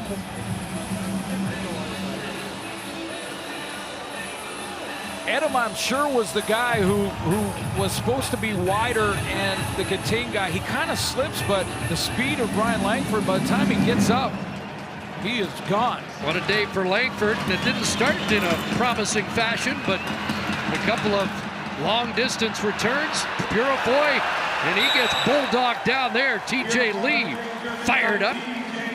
Let's go down the sidelines. Here's Farhan. Guys, earlier this season when the Lions lost that heartbreaker in Calgary, Red Blacks head coach Rick Campbell, a friend of Devon Claybrooks, sent him a text and said, keep your head up, keep your team together. Well, fast forward to Thursday when the Red Blacks lost to Calgary with that controversial coaching decision. Claybrooks basically copy and pasted the same text and sent it back to Campbell, who might in turn send it back if the Lions lose here.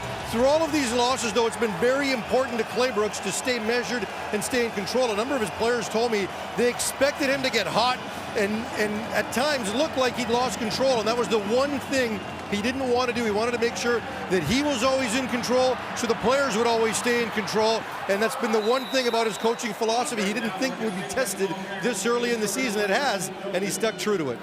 Now he's got to figure out how to fix it, because he may be staying in control, but Davon Coleman getting that penalty for a retaliation push that really was nothing, and a terrible penalty, terrible decision turned into a touchdown against. So what does Devon Claybrooks do now to say, hey, if you're not going to follow my example of staying control on the sideline, then I'm going to have to start with a fine system, and it's going to be playing time, and if you go past losing playing time, then you're out, you're gone.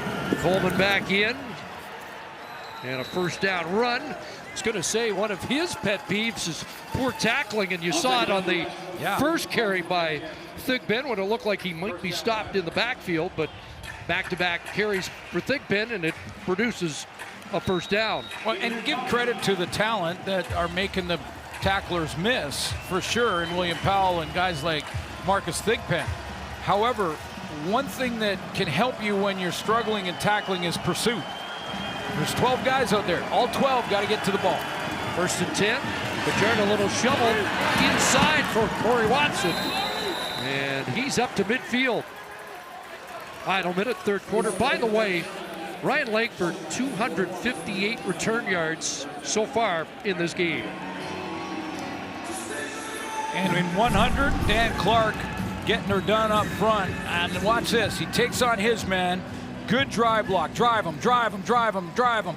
Get back in there and just whatever the opposite color jersey is in front of you, just keep plowing through it all. Doesn't look like orange is his favorite color. Fajardo hit but got it away. And another catch for Watson down to the 51, so about 3 on that play.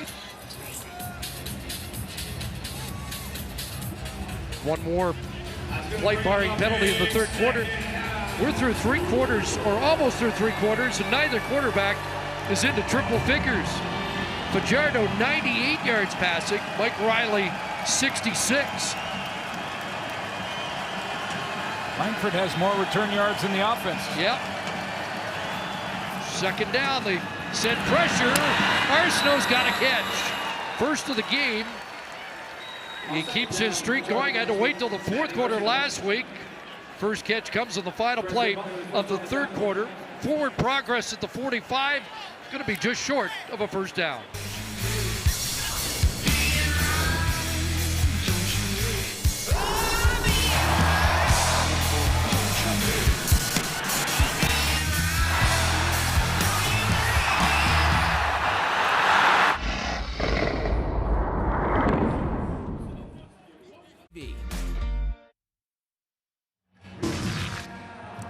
Through 3 quarters here at BC Place, and the Lions offense is that bottom line. How about Ryan Langford, 258 kick return yards. Saskatchewan has 231 kick return yards and an edge in the other stats. It's turned into a running game for Saskatchewan, but I don't remember the last time that a Mike Riley run offense had 66 yards passing.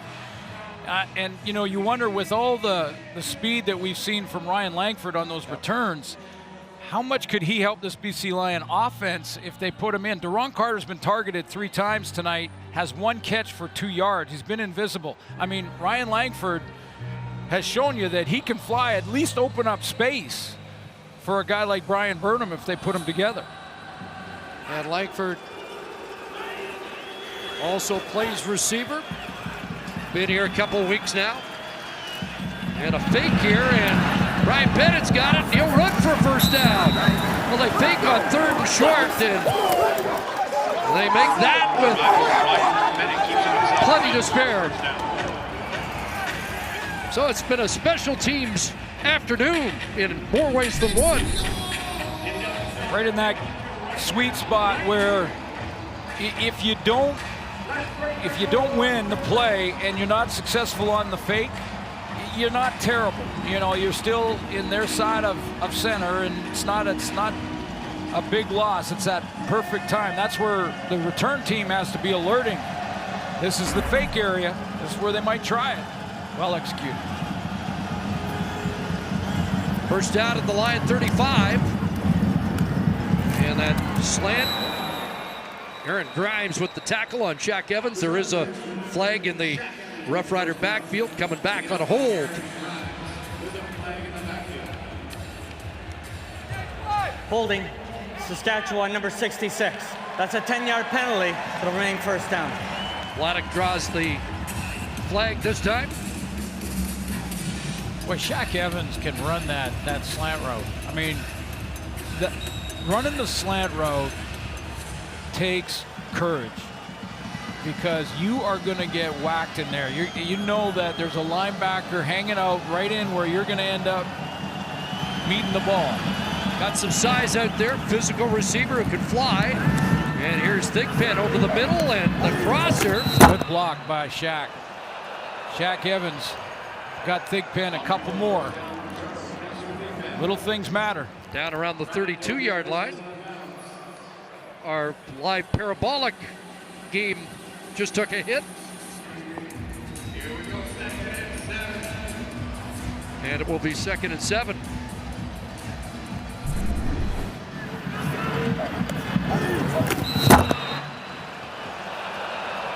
That's up close and personal sound.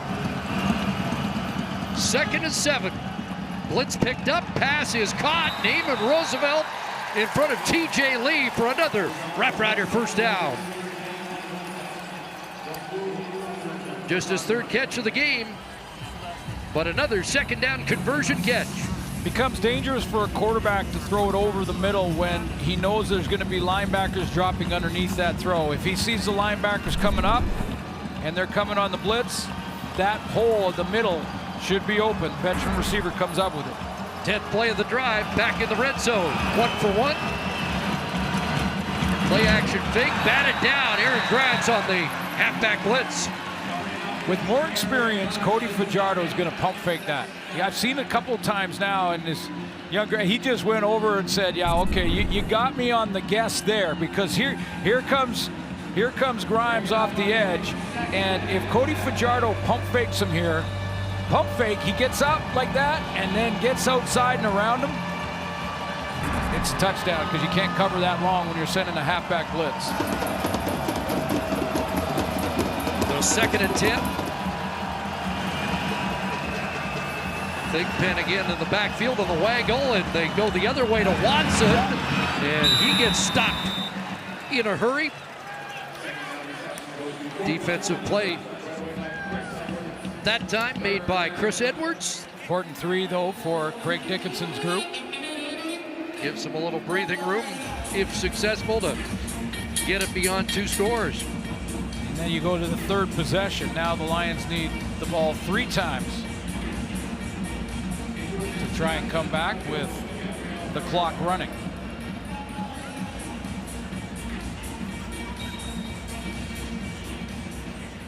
So lining up a 19-yard attempt. So that's a good, as long as they make this, that's a good bounce back drive after taking some momentum right away, getting it back to 3 possessions. Even a single does that.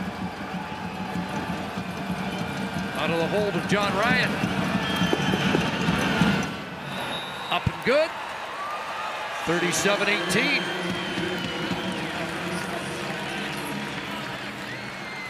So a lengthy drive results in 3.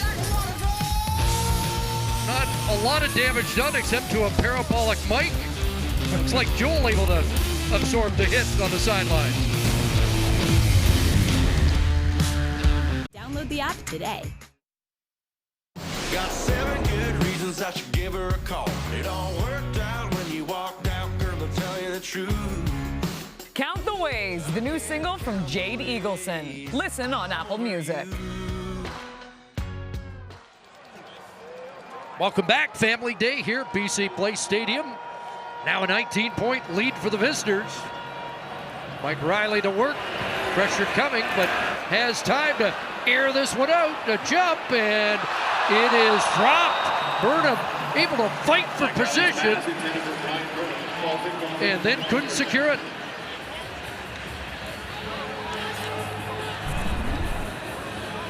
Like he may have hurt his foot trying to get in that position. He's right in that number 2 spot to the field. He's going to go out on like a wheel route. Good position by Purefoy. I'm not so sure that might have been challenged, even if he caught it. And see if Burnham would get the offensive PI with the little push on the back of Purefoy. Would have been the Lions' biggest play from scrimmage on the day. 2nd and 10. Pump from Riley, and he's in trouble. McHenry had him going down the pass. Let's see if they're going to rule that that was a sack or an incomplete pass.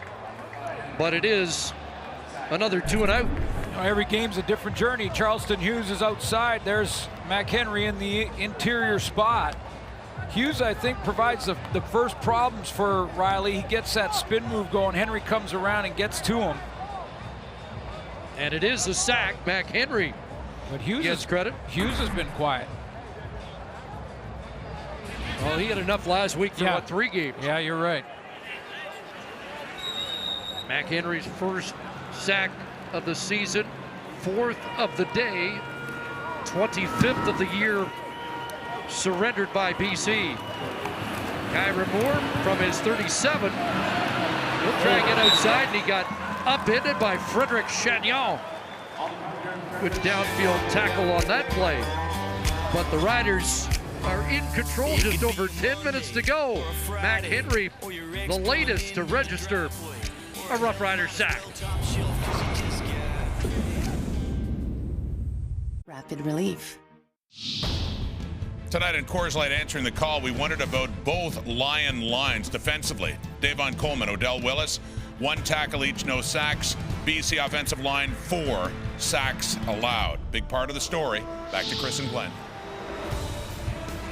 Yes, it has been a continuing theme for the Lions this season, and for the Rough Riders against the Lions in this back-to-back series. William Powell back in the game, got a little bit of a breather on the last series with Thigpen in the backfield, but Powell continues to pad his stats in the game.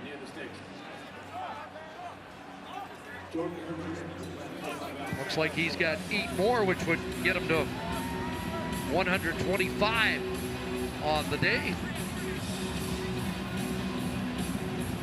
And with the lead in the 4th quarter, the running backs are living for this. Oh yeah, this is money time for tailbacks.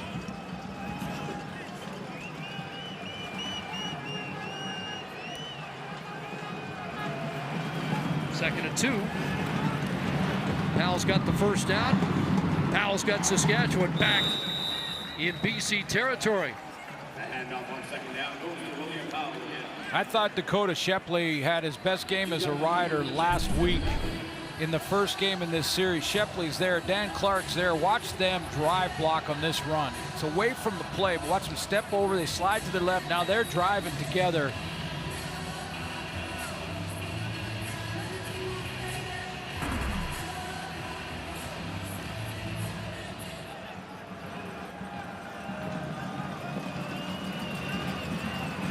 Oh, you like Shark Week? You got a good idea. We should have Hog Week. Hoggy Week. I love it. William Powell might not argue. Oh, he got taken out low there on a nice tackle. All we do is that week we feature the Hogs. We talk about the O-line. We get them in our sit-down TSN interviews. It's Shark Week one week. It's Hoggy Week the next week.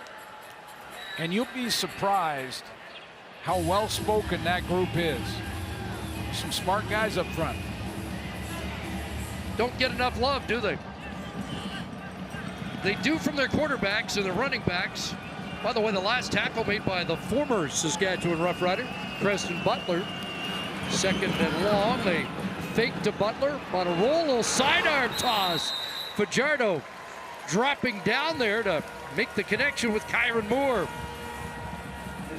Well, a few things here. One, rolling opposite way, very tough to make an accurate throw going to your left when you're a right-handed quarterback. Secondly, this takes tremendous confidence now. He just wants to keep this 3 possessions. You got to keep the ball possession. Don't let the BC Lions get any life. So first down's important, and he puts it in a small window. 4 catches, 38 for Moore. 1st and 10. Fake to Powell, and it's Linnaeus with his first tackle, catch. Gary Peters with the tackle. Braden Linnaeus from North Vancouver has a catch. Back in his old stomping grounds in a Carson Graham high school product, just like the man to the right of me. A couple of players went through that high school, Carson Graham High School in North Vancouver. The great Earl Henderson, who coached not just one, but I think 3 generations of kids going through there, was the coach that I learned a ton about this game from. Linnaeus 3 years in Washington, finished in New Mexico, and Cody Watson left uncovered, and he'll lunge inside the 20. TJ Lee trying to strip the ball away from him, and comes up with the ball, but the whistle had sounded. Boy, this is just textbook work by the Saskatchewan Roughriders offensively. Just grind this game down and have Cody Fajardo start the drive with a couple of William Powell runs, and then after he gets that established, pull the ball a few times. He's got open receivers, made a confident throw to Kyron Moore in the middle. Now he's got a wide open Watson who does the rest of the work for him. Watson, the leading receiver on the day now, 6 catches for 53 yards. And they drop. Powell. More nifty running for William Powell down around the 10. That's a gain of at least 9. 142 yards for William Powell. The top rushing day of the year, 202 by William Stanback. Watch the fake here with the ball from Cody Fajardo. This is something you expect from experienced quarterbacks. He sold the fact that he was going to throw hot by looking at the receiver, holding the ball up in the throwing position, and then he went and handed it off to Powell. Hands it back to Powell on 2nd and a yard. Stumbled, but has the first down. You expect that from guys in start 50, not necessarily in start number 5. Well, it is his 50th game. But as you say correctly, just his 5th start. Well, in plays like that, they get anxious and they just want to hand it off on the draw.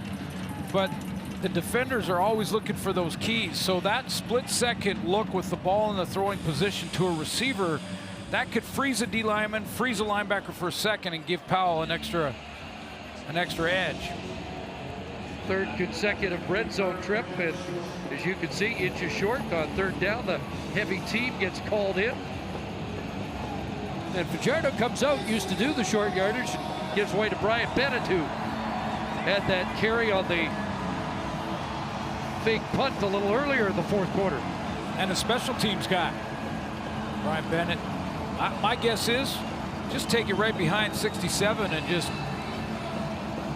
might be able to get to the end zone if you just go behind Big Dan Clark. I think Clark just told him that's all he has to do. Right behind me, no problem. I've done this for 100 games. And off the right side that time, and an easy first down, and they just chew up yards. And at this point in the game, probably more importantly, they're chewing up time on the clock. Yeah, there he is. This is just getting 3:10. Just bend those knees, fire off the football, get low as you can, drop the pad level, just recoil into the D line. You do your job up front like that, like Dan Clark just did, and you should get that first down every time.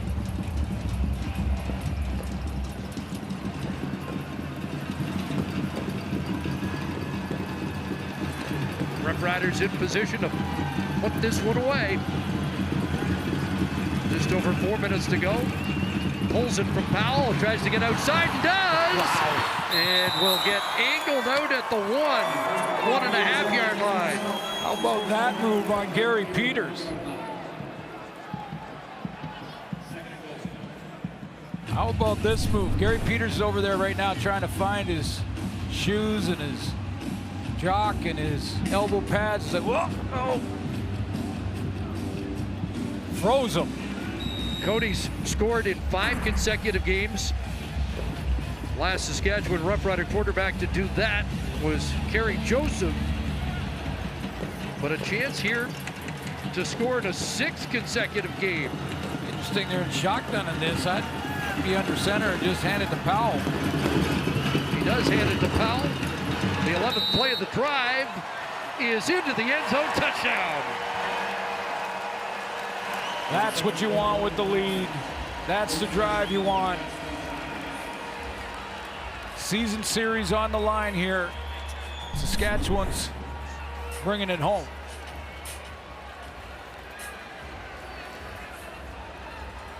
The upside of going shotgun down on the goal line like that is that you allow your offensive line to get engaged in their blocks so that the tailback can actually use his vision and read it. The downside is if the D line gets through your offensive line and gets that penetration into the backfield, now Powell can get caught and you lose yards, but not the way they're playing tonight. Finishing touches on a player of the week kind of game for William Powell, his 3rd touchdown, 20 carries, 143 yards. 11-play drive that took 6 minutes and 31 seconds. That's textbook.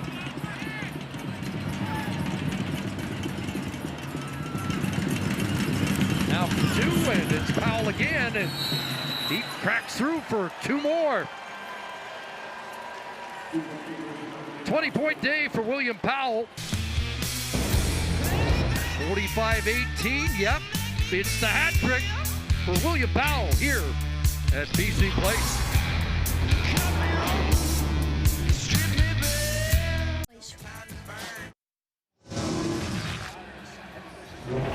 Well, this game will be remembered for 3 kick return touchdowns in the same game. Lucas Purifoy did it. Just the 2nd time teams had 2 kick returns in the same game. Kickoff returns, and here's Ryan Langford. The 19th player in history with 2 kick return touchdowns in the same game. 2nd Lion, Chris Rainey did it. One guy did it 3 times. Guy by the name of Gizmo William. Langford stopped up around the 35 this time. And it won't be Mike Riley to finish this time. It will be Danny O'Brien.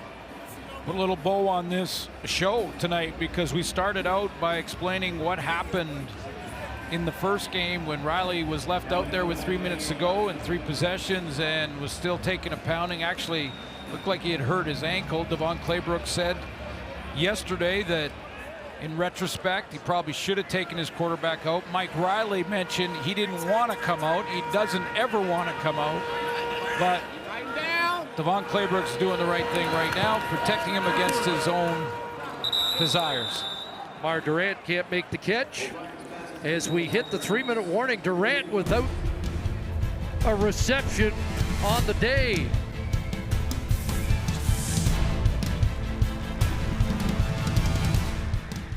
Everything you need to go. Last game of July, we head into August and week 8. It starts with a doubleheader on Thursday night. The Bombers now with a loss in that column against the Argonauts, who don't have a win yet. Tiger Cats will be in Saskatchewan to meet the Roughriders without Jeremiah Masoli. Friday Night Football, Ottawa, Montreal. Saturday, the live bike game. And the Battle of Alberta resumes. Alouettes on a roll right now, and heartbreaking news from Hamilton for sure. Danny O'Brien's throw was almost picked off. Stretching out there to make the defensive play was Alex Chevrier. Now, this is the right decision by Devon Claybrooks. The Lions will have a bye, so Riley can heal up. It'll give the organization a chance to make some changes that they will certainly have to make. And just a guess, but those have to be the lowest numbers for a Mike Riley virtually complete game start in his career. And look at the net yardage. It's been a long time since we've done a game where one team's been held under 50 yards. In fact, I don't remember the last one. I don't think, I'm not sure there has been one. But again, back to the Saskatchewan Roughriders' next opponent is Hamilton Tiger Cats without Jeremiah Masoli. And heartbreaking to see a non-contact injury, ACL. He's gone for the season. We wish the best for him in his recovery. And Dane Evans now gets a chance to step in like Cody Fajardo did when Zach Collaros went down. Like Nick Arbuckle is getting his opportunity with Bo Levi Mitchell working through his injury in Calgary. So it's part of it. We get it. We wish the best for Masoli for sure. Nobody said football was fair. Nope. Boy, it's absolutely tough to see. Can't have any more admiration for a guy in the league than Jeremiah Masoli, and we do hope the recovery is speedy and successful. Well, he'll bounce back from that, you know, and made this point before, and it is tough, but it is part of it, and you don't see the next guy until something like this happens. So Dane Evans has an opportunity. Cody Fajardo is trying to take full advantage of his chance with Zach Collaros when he went down early, and he's done that. I think Nick Arbuckle, you could say the same for him. And here's Isaac Harker in the mop-up. Handed it off to Thigpen straight ahead, and nothing there. Jason Moss got hurt back in his playing days, and guess who replaced him? Ricky Ray. Turned out okay, didn't it? Put together a pretty good career. So, you know, I know Masoli is going to do whatever he can to help Dane Evans take full advantage of his opportunity. But for everyone that sort of predicts how the season's going to end and who's going to make the playoffs in the first third, boy, things can change in a hurry. And Saskatchewan will now play against Hamilton next week without Jeremiah Masoli.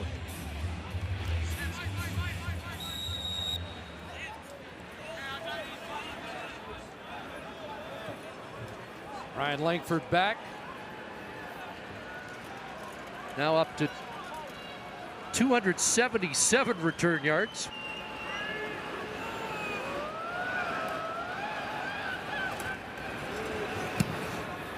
Line drive by Ryan. And here's Langford. A little stutter step there. And almost got loose again, but finally corralled. Now time for the Nissan Titan Players of the Game, brought to you by the Nissan Titan, the official vehicle of the Canadian Football League. For Saskatchewan, it became a running game, and William Powell had a big one, 21 carries for 146, but he's not our only player of the game tonight, because in game number 100 in his career, Dan Clark led the way on a lot of those runs. Big number 67, Regina born and raised, played at the U of R. Man, he opened up some massive holes for 29. So Dan Clark and William Powell are our players of the game tonight. Our stats guy John Proberg smiling because he just told me I had him in fantasy, but I'm not sure if he means Powell or Clark. I think he means the other guy, Dan, not you. William Powell. That's a nice way to celebrate game 100.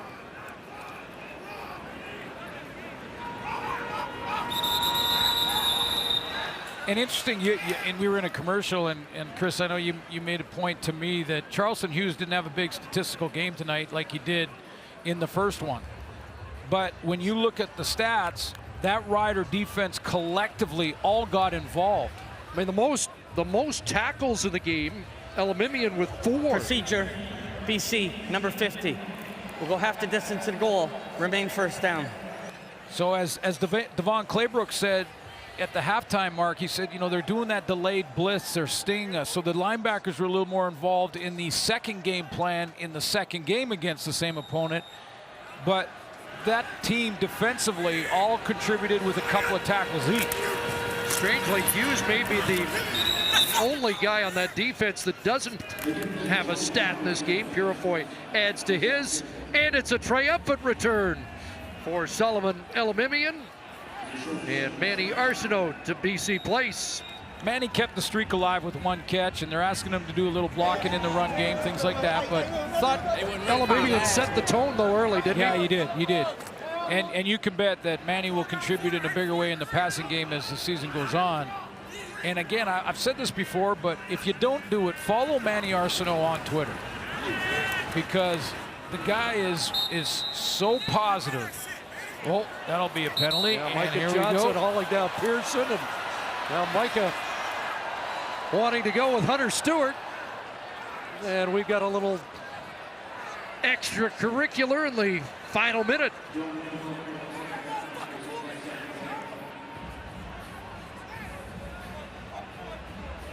And I'm going to stand corrected here. I just checked Micah Johnson without a stat either. So Johnson and Hughes, and maybe that's why Micah's a little heated up here. Wasn't able to. Well, the only numbers that matter really are these ones here. Yep. I mean, it's been a near flawless defensive performance by Saskatchewan, no matter who has the stats. And keep in mind that two of the returns by Ryan Langford for BC counted for 12 of those points. The offense with 3 points plus the 2-point convert. Could be like 45-3. Now 48 net yards.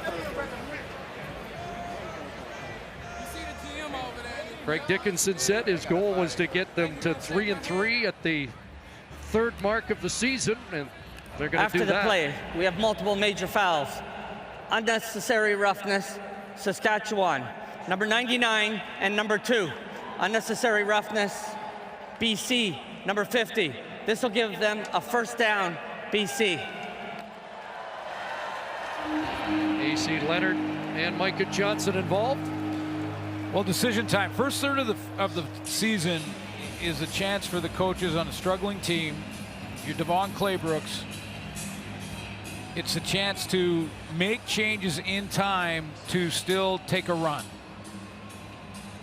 If you're a successful team and you're building, then you're just adding little pieces. But Ed Hervey and Devon Claybrooks have the bye week now to make some changes and maybe take a run. Remember, the last time they were 1-6 was 2011. They won the championship that year. Players get a bye, but you can bet Ed Hervey's not going to take a couple of weeks without being active. Well, Farhan told us, I mean, he walked through the locker room after the last loss and basically called out the guys saying, not good enough, you're not good enough, and went through the list. So there's going to be some changes in BC, you can bet on it. There's going to be some changes in Toronto, you can bet on it.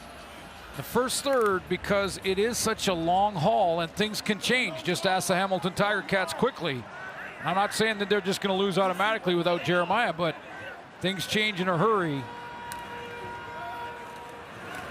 In the first third, there's still time to make those changes, build some chemistry in the second third, and then try and take a run and see if you can't sneak in the playoffs if you're BC. But Saskatchewan earned it. They have the season series. And they still have a young quarterback that just keeps getting better every game.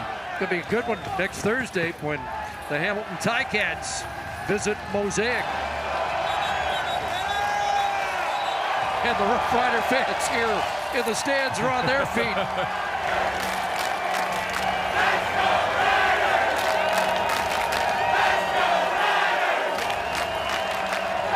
There's watermelons.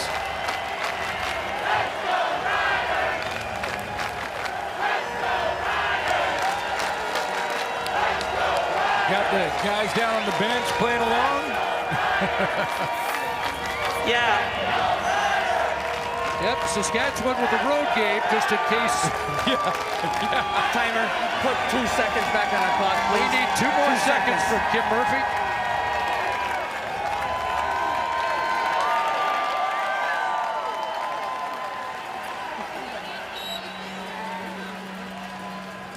In the final offensive numbers, 395 net yards Saskatchewan, 64 for the Lions, plus that carry. That's the game. Roughriders get to 3-3, and they cap the back-to-back. First time they've ever swept a back-to-back series with the BC Lions since 1974.